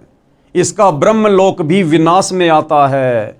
ब्रह्मलोक में गए प्राणी भी फिर नरक में जाते हैं। ये स्वयं आगे स्वीकार कर रहा है गीता अध्याय 8 श्लोक नंबर 16 में। अब हम पढ़ेंगे गीता जी अध्याय 8 श्लोक 8 की ये फोटोकॉपी है। ये है गीता अध्याय 8 श्लोक 8 की फोटोकॉपी। भाई और बहनों, यहाँ पर पीडीएफ में थोड़ा साफ दिखाई नहीं दे रहा होगा, मैं आपको मोबाइल से सुना देता हूँ। इसमें काल ब्रह्म के द्वारा गीता का ज्ञान देते समय अर्जुन को कहा गया है कि जो व्यक्ति अभ्यास के द्वारा अपने मन को एकाग्र करके लगातार परम पुरुष ईश्वर का ध्यान करता है, वह निश्चय ही मुझे ईश्वर को प्राप्त कर लेता है। यहाँ भाई और बहनों, ये थोड़ी सी अटकलबाजी कर गया। यहाँ पर यह काल जीव को भ्रमित करने की दृष्टि से अटकलबाजी कर रहा है और क्या कह रहा है कि जो व्यक्ति अभ्यास के द्वारा अपने मन को एकाग्र करके यानी सत भक्ति करके अपने मन को एकाग्र करके लगातार परम पुरुष का ध्यान करता है। परम पुरुष कौन? परम अक्षर ब्रह्म, सनातन परम धाम का मालिक कबीर देव। जो व्यक्ति अपने मन को एकाग्र करके लगातार परम पुरुष का ध्यान करता है वह निश्चय ही मुझे प्राप्त कर लेता है। अरे भैया, परम अक्षर ब्रह्म का ध्यान करने वाला तुझे कैसे प्राप्त होगा? क्योंकि इसने पहले स्पष्ट कर दिया कि शरीर छोड़ते समय अंत काल में जो व्यक्ति जिसका भी स्मरण करता है उसी के लोक में जाएगा। तो यहां पर यह खुद कह रहा है कि जो व्यक्ति अभ्यास के द्वारा अपने मन को एकाग्र करके लगातार परम पुरुष का ध्यान करता है, तो भाई जो परम पुरुष का ध्यान करेगा वो तो परम पुरुष के लोक में जाएगा, सतलोक में। लेकिन आगे फिर ये अटकलबाजी कर रहा है जीव को भ्रमित करने के लिए, वह निश्चय ही मुझे प्राप्त कर लेगा। तो अब हम आगे बढ़ते हैं भाई और बहनों। गीता अध्याय 8 श्लोक 9 की फोटोकॉपी यह श्लोक आप जी के सामने है।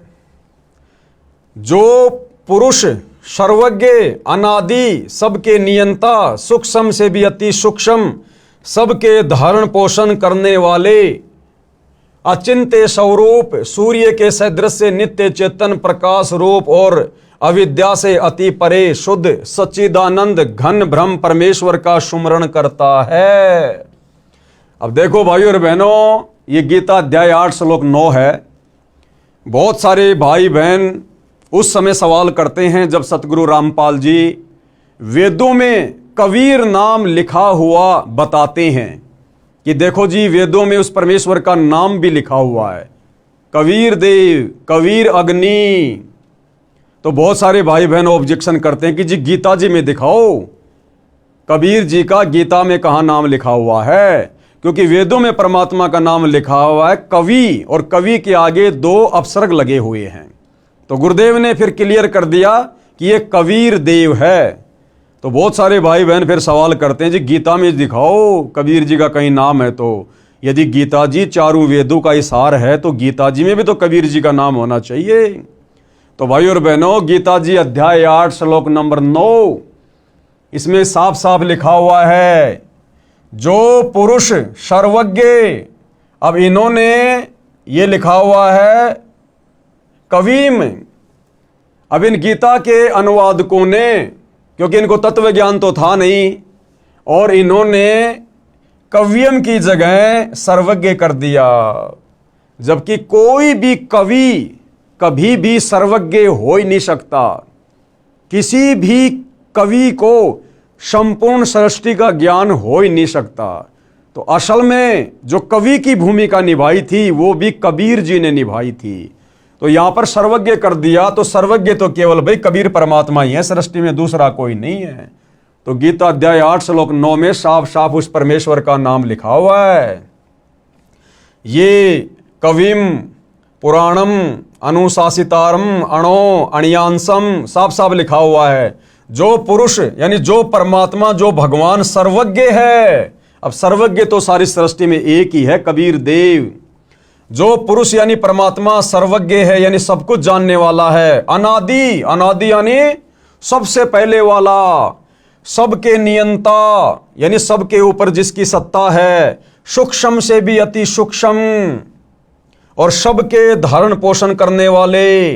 तो भाई सबका धारण पोषण करने वाला तो एक ही परमात्मा है, परम अक्षर ब्रह्म कबीर देव।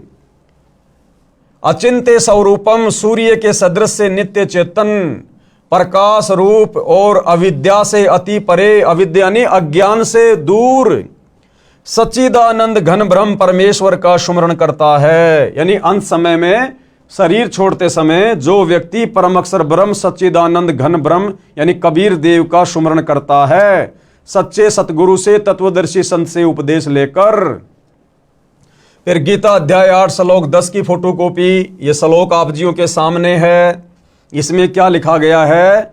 वह भक्ति युक्त पुरुष अंत काल में भी योग बल से, योग बल यानी भक्ति की शक्ति से, यानी जो शत भक्ति आप और हमें पूज्य गुरुदेव भगवान ने दी है, योग यानी भक्ति, बल यानी भक्ति की शक्ति से, वह भक्ति युक्त पुरुष यानी साधक भगत अंत काल में यानी शरीर छोड़ते समय योग बल से यानी भक्ति की शक्ति से भ्रकुटी के मध्य में प्राणों को अच्छी प्रकार निश्चल मन से सुमरण करता हुआ उस दिव्य रूप परम पुरुष परमात्मा को ही प्राप्त होता है।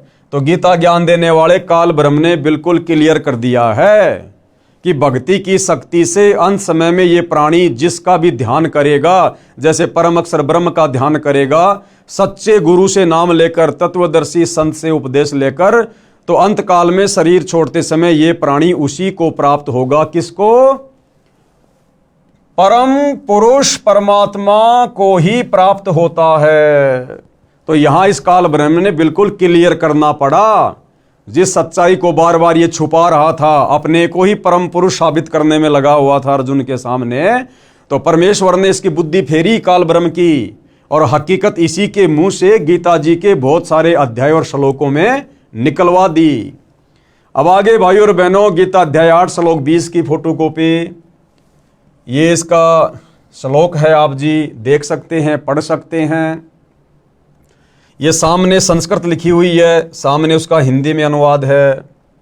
परंतु उस अव्यक्त से भी अति परे दूसरा अर्थात विलक्षण जो सनातन अव्यक्त है, भाव है, वह परम दिव्य पुरुष सब भूतों के नष्ट होने पर भी नष्ट नहीं होता। अब यहां पर भाइयों और बहनों अक्षर पुरुष का भी हल्का सा जिक्र आ गया। परंतु उस अव्यक्त से भी अति परे, अव्यक्त कौन? ये अक्षर पुरुष, सात संग ब्रह्मांड का स्वामी, गीता ज्ञान देने वाले भगवान से अन्य एक अव्यक्त और बताया गया है, अक्षर पुरुष। कहते हैं उससे भी परे। अब अक्षर पुरुष से ऊपर फिर कौन? सतलोक में कबीर परमात्मा, परम अक्षर ब्रह्म। परंतु उस अव्यक्त से भी अति परे दूसरा अर्थात विलक्षण जो सनातन अव्यक्त भाव है, वह परम दिव्य पुरुष सब भूतों के नष्ट होने पर भी नष्ट नहीं होता। यानी वो कबीर परमात्मा, परम अक्षर ब्रह्म, सतलोक का राजा, सभी प्राणियों के नष्ट होने पर भी वो नष्ट नहीं होता। यानी वो अकाल मूर्त है, वो अविनाशी है। आगे गीता अध्याय 8 श्लोक 21 की फोटोकॉपी। अब यहां पर भाई और बहनों गुरुदेव ने क्लियर क्या करना चाहा है कि ये खुद गीता का ज्ञान देने वाला काल ब्रह्म अपने से अन्य किसी और परम अक्षर ब्रह्म की ओर संकेत कर रहा है कि वो सबके नष्ट होने पर भी नष्ट नहीं होता। यानी ये गीता ज्ञानदाता भी नष्ट होता है, इसके भी जन्म और मृत्यु है, उस अक्षर पुरुष की भी जन्म और मृत्यु है। लेकिन अक्षर पुरुष यानी उस दूसरे नंबर के अव्यक्त से भी ऊपर जो परम अक्षर पुरुष है, कबीर देव है, जो सतलोक में रहता है, सत्य पुरुष है, वो सब भूतों के यानी सब प्राणियों के नष्ट होने पर भी नष्ट नहीं होता। तो गीता ज्ञानदाता काल ब्रह्म कह रहा है कि भैया मेरी भी जन्म और मृत्यु होती है, मैं भी अविनाशी नहीं हूं। वो अविनाशी तो परम अक्षर ब्रह्म है जो सब भूतों यानी प्राणियों के नष्ट होने पर भी नष्ट नहीं होता है। तो हिंदू समाज के भाई और बहनों को थोड़ा विचार करना चाहिए। जिस गीता ज्ञान देने वाले भगवान को हमने उत्तम भगवान मान लिया था, हमारे धर्म गुरुओं की नादानी के कारण, शास्त्रों का ज्ञान ना होने के कारण, वो गीता का ज्ञान देने वाला भगवान काल ब्रह्म वो तो कह रहा है कि मेरे से अन्य है वो परम अक्षर ब्रह्म जो कभी भी नष्ट नहीं होता, वो अविनाशी है और उसी की भक्ति से पूर्ण मोक्ष होगा। आगे गीता अध्याय 8 श्लोक 21 की फोटोकॉपी, श्लोक संस्कृत में आप जियों के सामने है। अव्यक्त अक्षर इस नाम से कहा गया है, उसी अक्षर नामक अव्यक्त भाव को परम गति कहते हैं। यानी जो व्यक्ति उस परम पुरुष की भक्ति करके, अक्षर पुरुष ब्रह्म की भक्ति करके, साधना करके, तत्वदर्शी संत से साधना लेकर जो उस कबीर देव परम अक्षर ब्रह्म की भक्ति करता है और जो उसके लोक में चला जाता है, कहते हैं उसी को परम गति कहते हैं। यानी उस सनातन परम धाम में जाने के बाद ये प्राणी वापस लौटकर संसार में नहीं आता। वहां जाने के बाद कभी भी जीव की मृत्यु नहीं होती है, कभी बुढ़ापा नहीं आता है, वहां सर्व सुख हैं। जिस सनातन अव्यक्त भाव को प्राप्त होकर मनुष्य वापस नहीं आते, कहां? इस काल ब्रह्म के 21 ब्रह्मांड में, इस मृत्यु लोक में, 84 लाख योनियों में, वह मेरा परम धाम है। गीता का ज्ञान देने वाला काल ब्रह्म, ब्रह्मा विष्णु महेश का पिता, दुर्गा का पति, गीता का ज्ञान देते समय अब क्या कह रहा है कि मेरा भी वही परम धाम है, यानी अर्जुन मैं भी उसी परम धाम से आया हुआ हूं, मैं भी उसी सतलोक से यहां नीचे आया हुआ हूं। अब ये सारी जानकारी जब आप सृष्टि रचना पढ़ेंगे तब पता चलेगा कि परम अक्षर ब्रह्म ने, सत्य पुरुष ने, कबीर देव ने इस काल ब्रह्म को क्यों श्राप दिया, क्यों इसको दुर्गा और हम सभी प्राणियों समेत नीचे 21 ब्रह्मांड में भेज दिया। और यहां गीता अध्याय 8 श्लोक 21 में ये गीता ज्ञान देने वाला भगवान खुद स्वीकार कर रहा है कि वह मेरा परम धाम है, कि अर्जुन मैं भी वहीं का निवासी था, मैं भी पहले वही रहा करता था, उसी परम अक्षर ब्रह्म के धाम में, सतलोक में। तो क्लियर कर दिया है भाइयों और बहनों कि गीता ज्ञानदाता सर्वश्रेष्ठ परमात्मा नहीं है, इससे ऊपर सर्वश्रेष्ठ परमात्मा परम अक्षर ब्रह्म है, सत्य पुरुष है, कबीर देव है, जिसकी साधना तत्वदर्शी संत से लेकर करने से ही हमारी आत्मा का कल्याण होगा। आगे गीता अध्याय 8 श्लोक 22 की फोटोकॉपी, ये संस्कृत में श्लोक लिखा हुआ है, इधर संस्कृत है, सामने बिल्कुल हिंदी है। हे पार्थ यानी हे अर्जुन, जिस परमात्मा के अंतर्गत सर्वभूत हैं, सर्वभूत यानी सभी प्राणी। अब बताओ, ये गीता का ज्ञान देने वाला ब्रह्म अपने से अन्य किसी और परमात्मा का जिक्र कर रहा है यहां पर, तो फिर गीता का ज्ञान देने वाला ब्रह्म सर्वश्रेष्ठ परमात्मा कहां हुआ? ये तो कह रहा कि हे पार्थ, हे अर्जुन, जिस परमात्मा के अंतर्गत यानी जिस परम अक्षर ब्रह्म के अंडर में सर्वभूत हैं यानी सभी प्राणी हैं, और जिस सच्चिदानंद घन ब्रह्म परमात्मा से यह समस्त जगत परिपूर्ण है, और जिसने इस समस्त सृष्टि की रचना की है, वह सनातन अव्यक्त परम पुरुष तो अनन्य भक्ति से ही प्राप्त होने योग्य है। गीता ज्ञान देने वाला काल ब्रह्म कह रहा कि अर्जुन, जिस परमात्मा के अंतर्गत यानी जिस परम अक्षर ब्रह्म के, सत्य पुरुष के, कबीर जी के अंतर्गत सर्वभूत यानी सभी प्राणी हैं, और जिस सच्चिदानंद घन परमात्मा से यह समस्त जगत परिपूर्ण है, यानी जिसने सारी सृष्टि की रचना की, वह सनातन यानी सदा रहने वाला अव्यक्त परम पुरुष तो अनन्य भक्ति से ही प्राप्त होने योग्य है। अनन्य भक्ति यानी केवल एक उसी की भक्ति, अन्य किसी की पूजा नहीं, ना इस काल ब्रह्म की। ये बात कहकर ये काल ब्रह्म अपनी पूजा के लिए भी मना कर रहा है, अपनी साधना के लिए भी मना कर रहा है। वो परम अक्षर ब्रह्म सनातन परमात्मा केवल अनन्य भक्ति से, अनन्य भक्ति का मतलब होता है केवल एक को ही अपना इष्ट मानकर पूजना।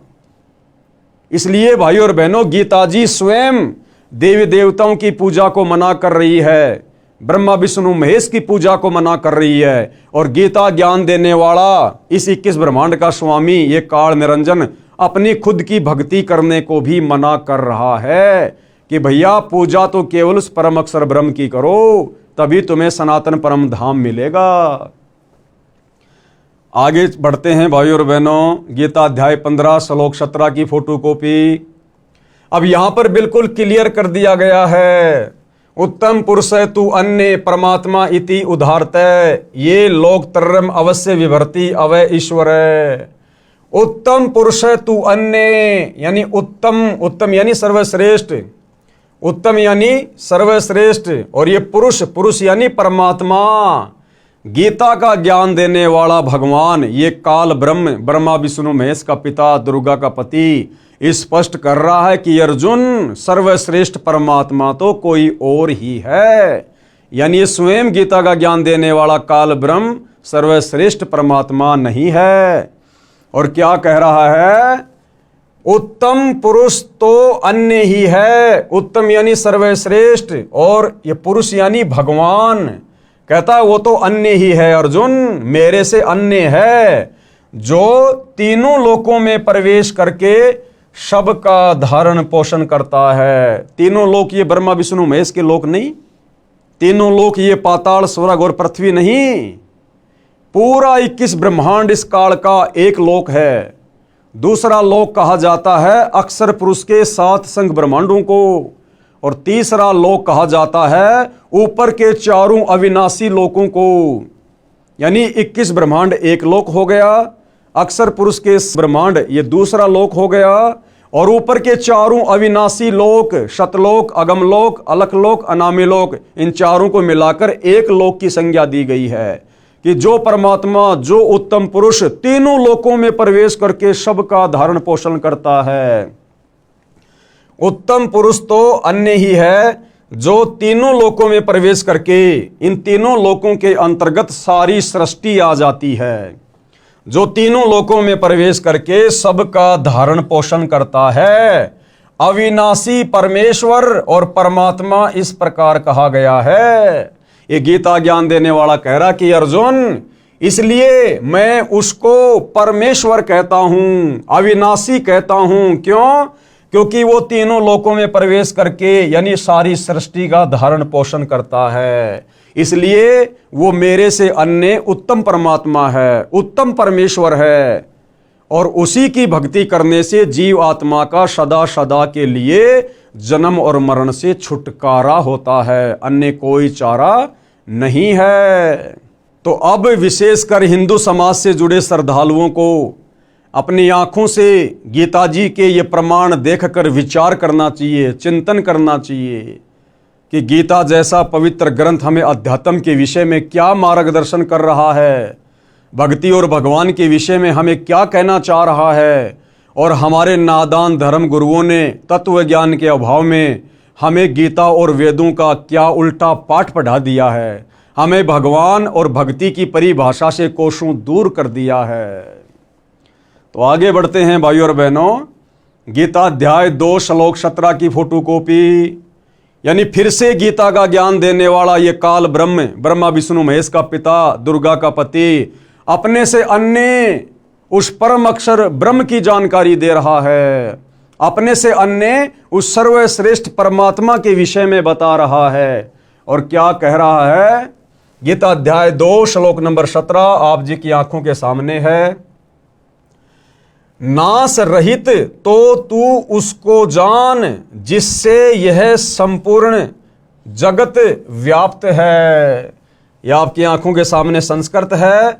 अविनाशी, अविनाशी यानी नाश रहित, जिसका कभी विनाश नहीं होता। अविनाशी तू तत्विधि येन इदम सर्वम, यानी हे अर्जुन, नाश रहित यानी कभी जिसका नाश ना हो, नाश रहित तो तू उसको जान जिससे यह संपूर्ण जगत व्याप्त है। यानी हे अर्जुन, तू अविनाशी यानी नाश रहित भगवान यानी परमात्मा उसको जान जिसने सारे संसार की रचना की है। अगर सारे संसार की रचना करने वाला भगवान ये गीता का ज्ञान देने वाला ब्रह्म होता तो अर्जुन को अपने से अन्य किसी और की तरफ संकेत ना करता। क्लियर है भाइयों और बहनों कि नाश रहित तो तू उसको जान जिससे यह संपूर्ण जगत व्याप्त है यानी विद्यमान है। इस अविनाशी का विनाश करने में कोई भी समर्थ नहीं है। क्लियर कर दिया गीता के ज्ञान देने वाले ने, जिसको हिंदू समाज अपना भगवान मानता है। वो कह रहा कि अर्जुन, उसका नाश करने में कोई भी समर्थ नहीं है, यानी एकमात्र सृष्टि में वही अविनाशी परमात्मा है, परम अक्षर ब्रह्म सत्य पुरुष। गीता ज्ञान बोलने वाले ने अपनी स्थिति गीता अध्याय 2 श्लोक 12, गीता अध्याय 4 श्लोक 5, गीता अध्याय 10 श्लोक 2 में इस प्रकार बताई है। अब ये गीता ज्ञान देने वाला कौन? काल ब्रह्म, जो श्री कृष्ण जी के शरीर में प्रेत की तरह प्रवेश करके गीता का ज्ञान दे रहा है। अब भाइयों और बहनों, इन श्लोकों में कौन कौन से श्लोकों में? गीता अध्याय 2 श्लोक 12, गीता अध्याय 4 श्लोक 5 और गीता अध्याय 10 श्लोक 2 में अपने विषय में कह रहा है ये काल ब्रह्म कि अर्जुन, तेरे और मेरे बहुत से जन्म हो चुके हैं। तू भी जन्मता है और मरता है, मैं भी जन्मता हूं और मरता हूं। यानी ये गीता का ज्ञान देने वाला भगवान अविनाशी नहीं है। अविनाशी कौन है? उसके विषय में तो इसने ऊपर के श्लोक में बता दिया कि अविनाशी तो उसको जान जिसको मारने में कोई भी समर्थ नहीं है। और अब ये गीता का ज्ञान देने वाला काल ब्रह्म गीता अध्याय 2 श्लोक 12, गीता अध्याय 4 श्लोक 5 और गीता अध्याय 10 श्लोक 2 में अपनी स्थिति बता रहा है जन्म और मरण के विषय में। कह रहा कि मैं अविनाशी नहीं हूं, मेरे तो जन्म और मृत्यु होती है। अब बताओ भाइयों और बहनों, जिसकी खुद की जन्म और मृत्यु हो, फिर वो कैसे परमात्मा हो सकता है? ध्यान से पढ़िएगा। पेश है गीता अध्याय 2 श्लोक 12, गीता अध्याय 4 श्लोक 5 और गीता अध्याय 10 श्लोक 2 की फोटोकॉपी। देखो भाइयों और बहनों, आज तक के भक्ति इतिहास में हमारे किसी भी धर्म गुरु ने, किसी भी आचार्य और शंकराचार्य ने, किसी भी कथावाचक ने या किसी भी धर्म के किसी भी गुरु ने हमें इन धर्मशास्त्रों को इस प्रकार से अध्याय बताकर, श्लोक बताकर, उंगली रख रख कर हमें इस प्रकार से नहीं समझाए, क्योंकि इन लोगों के पास में तत्व ज्ञान का अभाव था। इन चारों वेदों में, गीता जी में, कुरान, तौरेत, जबूर, इंजिल, बाइबल, इनमें कंप्लीट अध्यात्म का ज्ञान नहीं है। तो जब हमारे धर्म गुरुओं को ही कंप्लीट अध्यात्म का ज्ञान नहीं था, तो भला वे हमें क्या बताते, क्या समझाते? और जैसा उन्होंने अपनी बुद्धि स्तर से इन धर्मशास्त्रों को समझा आधा अधूरा, वही आधा अधूरा ज्ञान इन्होंने समाज में पेश कर दिया। और हम नादानों ने उनको संस्कृत के ज्ञाता मानकर, अध्यात्म के मार्गदर्शक मानकर, उनके द्वारा बताए गए आधे अधूरे ज्ञान को हमने सर्वश्रेष्ठ ज्ञान मानकर स्वीकार कर लिया, जिस कारण से हमारी मुक्ति नहीं हो पा रही। हमारे पूर्वज शरीर छोड़ने के बाद शास्त्र विरुद्ध साधना करने के चलते प्रेत योनि में चले गए। आज उनके श्राद्ध निकलवाए जा रहे हैं। श्राद्ध निकलवाने का मतलब है हमारे जो पूर्वज हैं वो भूत बने हुए हैं, भूत। तो भाइयों और बहनों, अब हमें वो सर्वश्रेष्ठ भक्ति सतगुरु रामपाल जी के सानिध्य में प्राप्त हुई है, जिस सत भक्ति को करके ना हमने भूत बनना, ना प्रेत बनना, ना हमने भ्रमना भटकना, ना हमने नरक में जाना, ना हमारा कभी जन्म होगा, ना कभी फिर हमारी मृत्यु होगी। और हम सदा सदा के लिए परम अक्षर ब्रह्म सत्य पुरुष कबीर देव जी के लोक में, सत्य लोक में चले जाएंगे, जहां पर हमें सर्व सुख प्राप्त होंगे। तो अब यहां गीता अध्याय 2 श्लोक 12, गीता अध्याय 4 श्लोक 5 और गीता अध्याय 10 श्लोक 2 में ये गीता ज्ञान देने वाला भगवान स्वयं की स्थिति के बारे में बता रहा है कि भैया मेरी भी जन्म और मृत्यु होती है अर्जुन। ध्यान से देखिए भाइयों और बहनों, गीता अध्याय 2 श्लोक 12 की फोटोकॉपी आप भाई बहनों की आंखों के सामने है। गीता अध्याय 2 श्लोक 12, ये संस्कृत में श्लोक लिखा हुआ है, आप जी अपने घर पर रखी गीता जी से मिलान कर सकते हैं। न तू एवं एवं अहम जातु न आशम त्वम न आसी। क्या लिखा हुआ है? न तो ऐसा है कि मैं किसी काल में नहीं था। अब इसका क्या मतलब है भाइयों और बहनों? ये गीता ज्ञान देने वाला काल ब्रह्म, दुर्गा का पति, ब्रह्मा विष्णु महेश का पिता, ज्योति निरंजन क्या कह रहा है अर्जुन को? न तो ऐसा है कि अर्जुन ऐसा भी नहीं है कि मैं किसी काल में नहीं था, यानी मैं हर समय रहता हूं, यानी मेरा जन्म होता रहता है।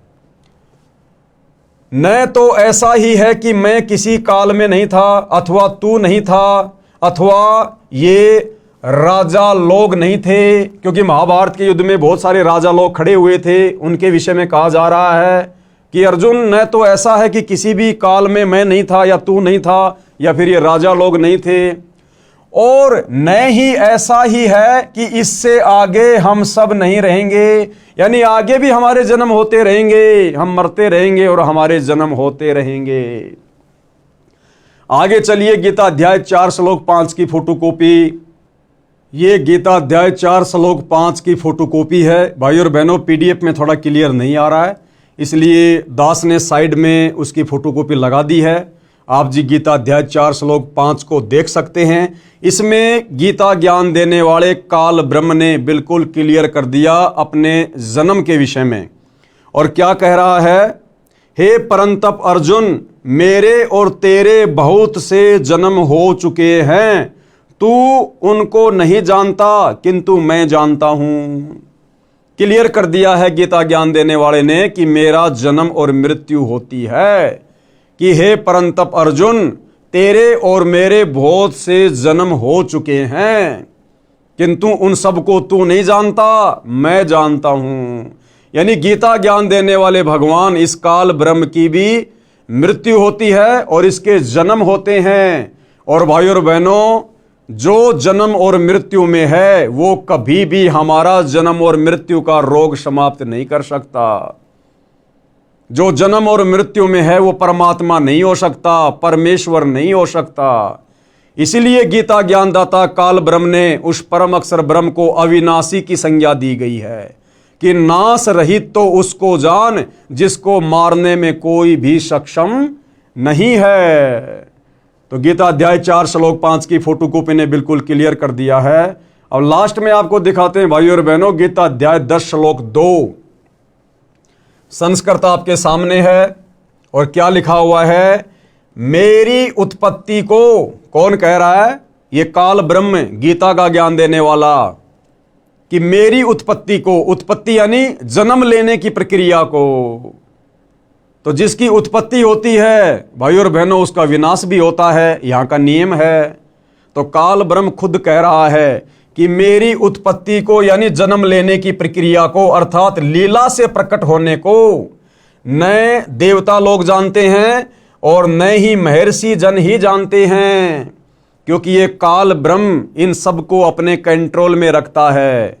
ये किस ब्रह्मांड का स्वामी है, ये दुर्गा का पति है, ये गुप्त रहता है, किसी के सामने अपने ओरिजिनल रूप में नहीं आता, क्योंकि इसका विकराल चेहरा है, देखते ही आदमी का कलेजा फट जाए, क्योंकि इसको श्राप लगा हुआ है परम अक्षर ब्रह्म से, कबीर देव से। इसलिए ये गुप्त रहता है 21वें ब्रह्मांड में और सारा का सारा कार्य अपनी पत्नी दुर्गा और अपने तीनों पुत्रों ब्रह्मा विष्णु महेश के माध्यम से करवाता है। तो ये कह रहा है कि मेरी लीला से प्रकट होने की, अर्थात मेरे जन्म लेने की प्रक्रिया को न तो देवता लोग जानते हैं और न ही महर्षि जन जानते हैं। अब भाई और बहनों, ब्रह्मा विष्णु महेश से भी इसने सच्चाई को छुपा रखा है कि यदि मेरे विषय में इस सच्चाई का मेरे तीनों पुत्रों को पता चल गया तो ये मेरे लिए कार्य नहीं करेंगे। ब्रह्मा जीवों की उत्पत्ति नहीं करेगा, विष्णु उनका पालन पोषण नहीं करेगा और फिर अंत में शंकर जी तमोगुण के प्रभाव से उनको मार मार के मेरे पास भोजन के लिए नहीं भेजेगा। इसलिए ये काल गुप्त रहता है और सारा कार्य धोखे में रखकर अपने तीनों पुत्रों को मैनेजर बनाकर करवा रहा है। इसलिए कह रहा है कि मेरी उत्पत्ति को, अर्थात लीला से प्रकट होने को न तो देवता लोग जानते हैं और न ही महर्षि जन ही जानते हैं, क्योंकि मैं सब प्रकार से देवताओं का और महर्षियों का भी आदि कारण हूं। यानी 21 ब्रह्मांड में इस काल के अंतर्गत जितने भी देवी देवता हैं, ब्रह्मा विष्णु महेश है, ये महर्षि जन है, ये सब इस काल के अधीन हैं, इनकी पहुंच काल तक नहीं है। इसीलिए तो भाई और बहनों, आज तक ये अध्यात्म ज्ञान बिल्कुल 0/0 था। किसी ने भी परमात्मा के विषय में सटीक जानकारी नहीं दी, जिससे भी पूछा उसी ने बता दिया परमात्मा तो निराकार है, क्योंकि सब काल के नीचे हैं और ये गुप्त रहता है, किसी के सामने नहीं आता। इसलिए अपनी असलियत बताने के लिए दुर्गा को भी मना कर रखा है कि मेरे विषय में यदि किसी को सच्चाई बता दी तो मेरे से बुरा और कोई नहीं होगा। ये आप जिस सृष्टि रचना को पढ़ेंगे तब पता चलेगा। इसलिए इस 21 ब्रह्मांड के सभी प्राणी ब्रह्मा विष्णु महेश से ज्ञान प्राप्त, ये नीचे के ये महर्षि जन, साधु संत महात्मा, ये सब लोग भ्रमित हैं भक्ति और भगवान को लेकर। आगे बढ़ते हैं भाई और बहनों, इन श्लोकों में स्पष्ट किया है कि हे अर्जुन, तेरे और मेरे बहुत जन्म हो चुके हैं। कौन कह रहा है? गीता का ज्ञान देने वाला ये काल ब्रह्म। इन श्लोकों में स्पष्ट किया है कि हे अर्जुन, तेरे और मेरे बहुत जन्म हो चुके हैं, तू नहीं जानता, मैं जानता हूं। मैं और ये राजा लोग तथा तू पहले भी जन्मे थे, आगे भी जन्मेंगे। अब भैया जिसका जन्म और मरण है वो भगवान कैसे हो सकता है? खुद गीता ज्ञान देने वाला काल ब्रह्म स्वीकार कर रहा है। मेरी उत्पत्ति को न ऋषिजन जानते हैं न देवता जानते हैं। हम रामपाल दास व अनुयायी गीता का आदेश पालन करते हुए उसी परमेश्वर की शरण में जा चुके हैं। हम परम अक्षर ब्रह्म यानी सत्य पुरुष जी को इष्ट रूप में प्रतिष्ठित करके अपने धर्म कर्म तथा पूजा साधना करते हैं। अन्य विश्व के सभी धर्मों व देवों का सम्मान करते हैं। दास यानी लेखक कौन? सतगुरु रामपाल जी। आप हिंदू साहिबानों व विश्व के सब मानव से प्रार्थना करता हूं कि आप भी अविलंब उसी की शरण में जाओ। किसकी शरण में? परम अक्षर ब्रह्म की शरण में, जिसकी शरण में जाने के लिए खुद गीता ज्ञानदाता, ये गीता का ज्ञान बोलने वाला काल ब्रह्म भी कह रहा है। आप सबका मानव जीवन धन्य हो जाएगा।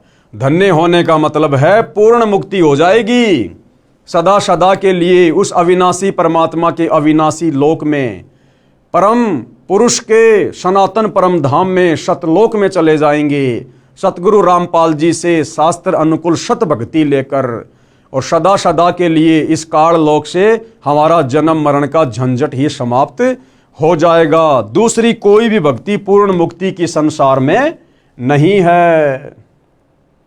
फिर आगे सवाल खड़ा होता है। किसी ने सवाल किया है, क्या सवाल है? आप लेखक रामपाल दास के धर्म का क्या नाम है? इष्ट कौन है? साधना क्या की जाती है? किस शास्त्र को आधार मानते हो? तो पूज्य गुरुदेव भगवान क्या उत्तर दे रहे हैं? पुस्तक के प्रारंभ में मैंने अपना धर्म स्पष्ट कर दिया है। क्या? हमारा धर्म मानव है। यानी ये जितने भी धर्म हैं जो वर्तमान में प्रचलित हैं, हिंदू, मुस्लिम, सिख, ईसाई, जैनी, यहूदी, बौद्ध, सिख, ये तो हमारे धार्मिक धर्म गुरुओं की अज्ञानता का नतीजा है, जो समाज को इन शास्त्रों का निष्कर्ष निकालकर सत भक्ति नहीं दे पाए, जिस कारण से समाज धीरे धीरे सनातनी पूजा से हटकर संप्रदायों में बट गया, देवी देवताओं की पूजा में बट गया। तो ये जो तथाकथित धर्म है, ये तो हमारे नादान धर्म गुरुओं की देन है। अन्यथा हम सभी प्राणियों का एक ही धर्म है, मानव धर्म, क्योंकि हम सब मानव है, इंसान हैं, और जिसके अंदर मानवता है, इंसानियत है, दया है, धर्म है, वही असल में धार्मिक व्यक्ति है। पुस्तक के प्रारंभ में मैंने अपना धर्म स्पष्ट कर दिया। हमारा धर्म मानव है। हम मानव शरीरधारी प्राणी हैं। यह आदि सनातन धर्म पंथ कहा जाता है। हमारा इष्ट यानी इष्ट कौन है? परम अक्षर ब्रह्म, जिसकी शरण में जाने के लिए गीता ज्ञानदाता कह रहा है। परम अक्षर ब्रह्म यानी सत्य पुरुष है। हम सूक्ष्म वेद के आधार से साधना में पूजा करते हैं, क्योंकि चारों वेदों में भक्ति का कंप्लीट ज्ञान नहीं है।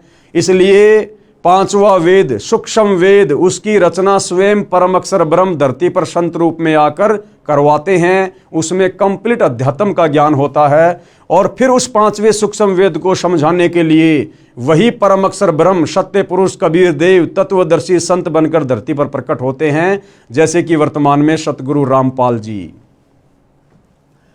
परम अक्षर ब्रह्म का नाम कबीर है। चारों वेद व गीता जी का ज्ञान सूक्ष्म वेद से लिया अधूरा ज्ञान है, परंतु जितना इनमें ज्ञान है वह सत्य है, सूक्ष्म वेद से मिलता है। हमारा धाम सत्य लोक है, यानी हम कहाँ के निवासी हैं? सतलोक के, जिसे सनातन परम धाम भी कहा जाता है। सनातन मतलब जो कभी भी विनाश में नहीं आता, और ये परम यानी सर्वश्रेष्ठ, और धाम यानी जगह, स्थान। कृपया पढ़े इसी पुस्तक के पेज नंबर 437 पर उन्हें साधकों की आत्मकथा, जो पहले हिंदू समाज में चल रही शास्त्रों की विपरीत पूजा करते थे, जिससे कोई लाभ नहीं हुआ। जब से शास्त्रोक्त साधना करने लगे, कितना चमत्कारी लाभ हुआ, मोक्ष भी हुआ। अतः विश्व के सब भाइयों तथा बहनों से निवेदन करता हूं कि सब एक हो जाओ। यानी अब वो समय आ गया सत भक्ति करके जन्म मरण से अपना पीछा छुड़वाने का। ये भक्ति युग शुरू हो चुका है।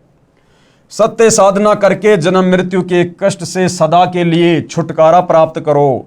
परमेश्वर के उस परम धाम में जाओ, जहां जाने के पश्चात साधक यानी भगत, साधिका यानी फीमेल भगत फिर लौटकर संसार में नहीं आते। आप सभी का शुभ चिंतक लेखक संत रामपाल दास यानी सतगुरु रामपाल जी। तो भाइयों और बहनों, हिंदू धर्म के सर्वश्रेष्ठ ग्रंथ पवित्र गीता जी ने भक्ति और भगवान की स्थिति को दर्शाते हुए, उसके विषय में साफ साफ बताते हुए किसी प्रकार की कोई कमी नहीं छोड़ी है। आप और हमें मनुष्य जन्म प्राप्त हैं। हमें परमपिता परमेश्वर ने 84 लाख योनियों से भिन्न शरीर प्रदान किया है। विशेष हमारे को बुद्धि प्रदान की है, सोचने समझने की, सलाह लेने की हमारे को विशिष्ट परमात्मा ने ये तर्क शक्ति दी है। हम इन सभी चीज़ों का इस्तेमाल करते हुए इस अध्यात्म को जानने और पहचानने का धैर्यपूर्वक निष्पक्ष होकर प्रयत्न करें, प्रयास करें। तभी भाइयों और बहनों, हम इस पुस्तक में लिखे गूढ़ ज्ञान को, सत्य ज्ञान को समझ पाएंगे और सतगुरु रामपाल जी की शरण प्राप्त करके अपनी आत्मा का कल्याण करवा पाएंगे। तो भाइयों और बहनों, पवित्र पुस्तक हिंदू साहिबान नहीं समझे गीता वेद पुराण, इस पर आज हमारा ये 3रे नंबर का वीडियो था और आज इस पुस्तक की भूमिका समाप्त हो चुकी है। कल हम इस पुस्तक के 2 अध्याय से शुरू करेंगे आगे, जिसमें समझाया जाएगा 2 अध्याय पवित्र हिंदू शास्त्र वर्सेज हिंदू, यानी पवित्र हिंदू धर्म के पवित्र शास्त्रों में, 4 वेदों में और गीता जी में भक्ति और भगवान के विषय में क्या लिखा हुआ है और हिंदू समाज अपने ही धर्म के सदग्रंथों के विरुद्ध साधना कर रहा है या उन शास्त्रों के अनुसार साधना कर रहा है। इन सब बातों की जानकारी हम कल के वीडियो में प्राप्त करेंगे। तब तक के लिए पूज्य गुरुदेव भगवान हम सबको आशीर्वाद दे, हम सबका मार्गदर्शन करे, हमें सद्बुद्धि प्रदान करे, ताकि उनके कर कमल से लिखित इन पवित्र पुस्तकों की सच्चाई हमारी समझ में आ सके और हम अपना आत्म कल्याण करवाने की दिशा में आगे बढ़ें। तो आज के वीडियो में केवल इतना ही। बंदी छोड़ सतगुरु रामपाल जी भगवान की जय हो।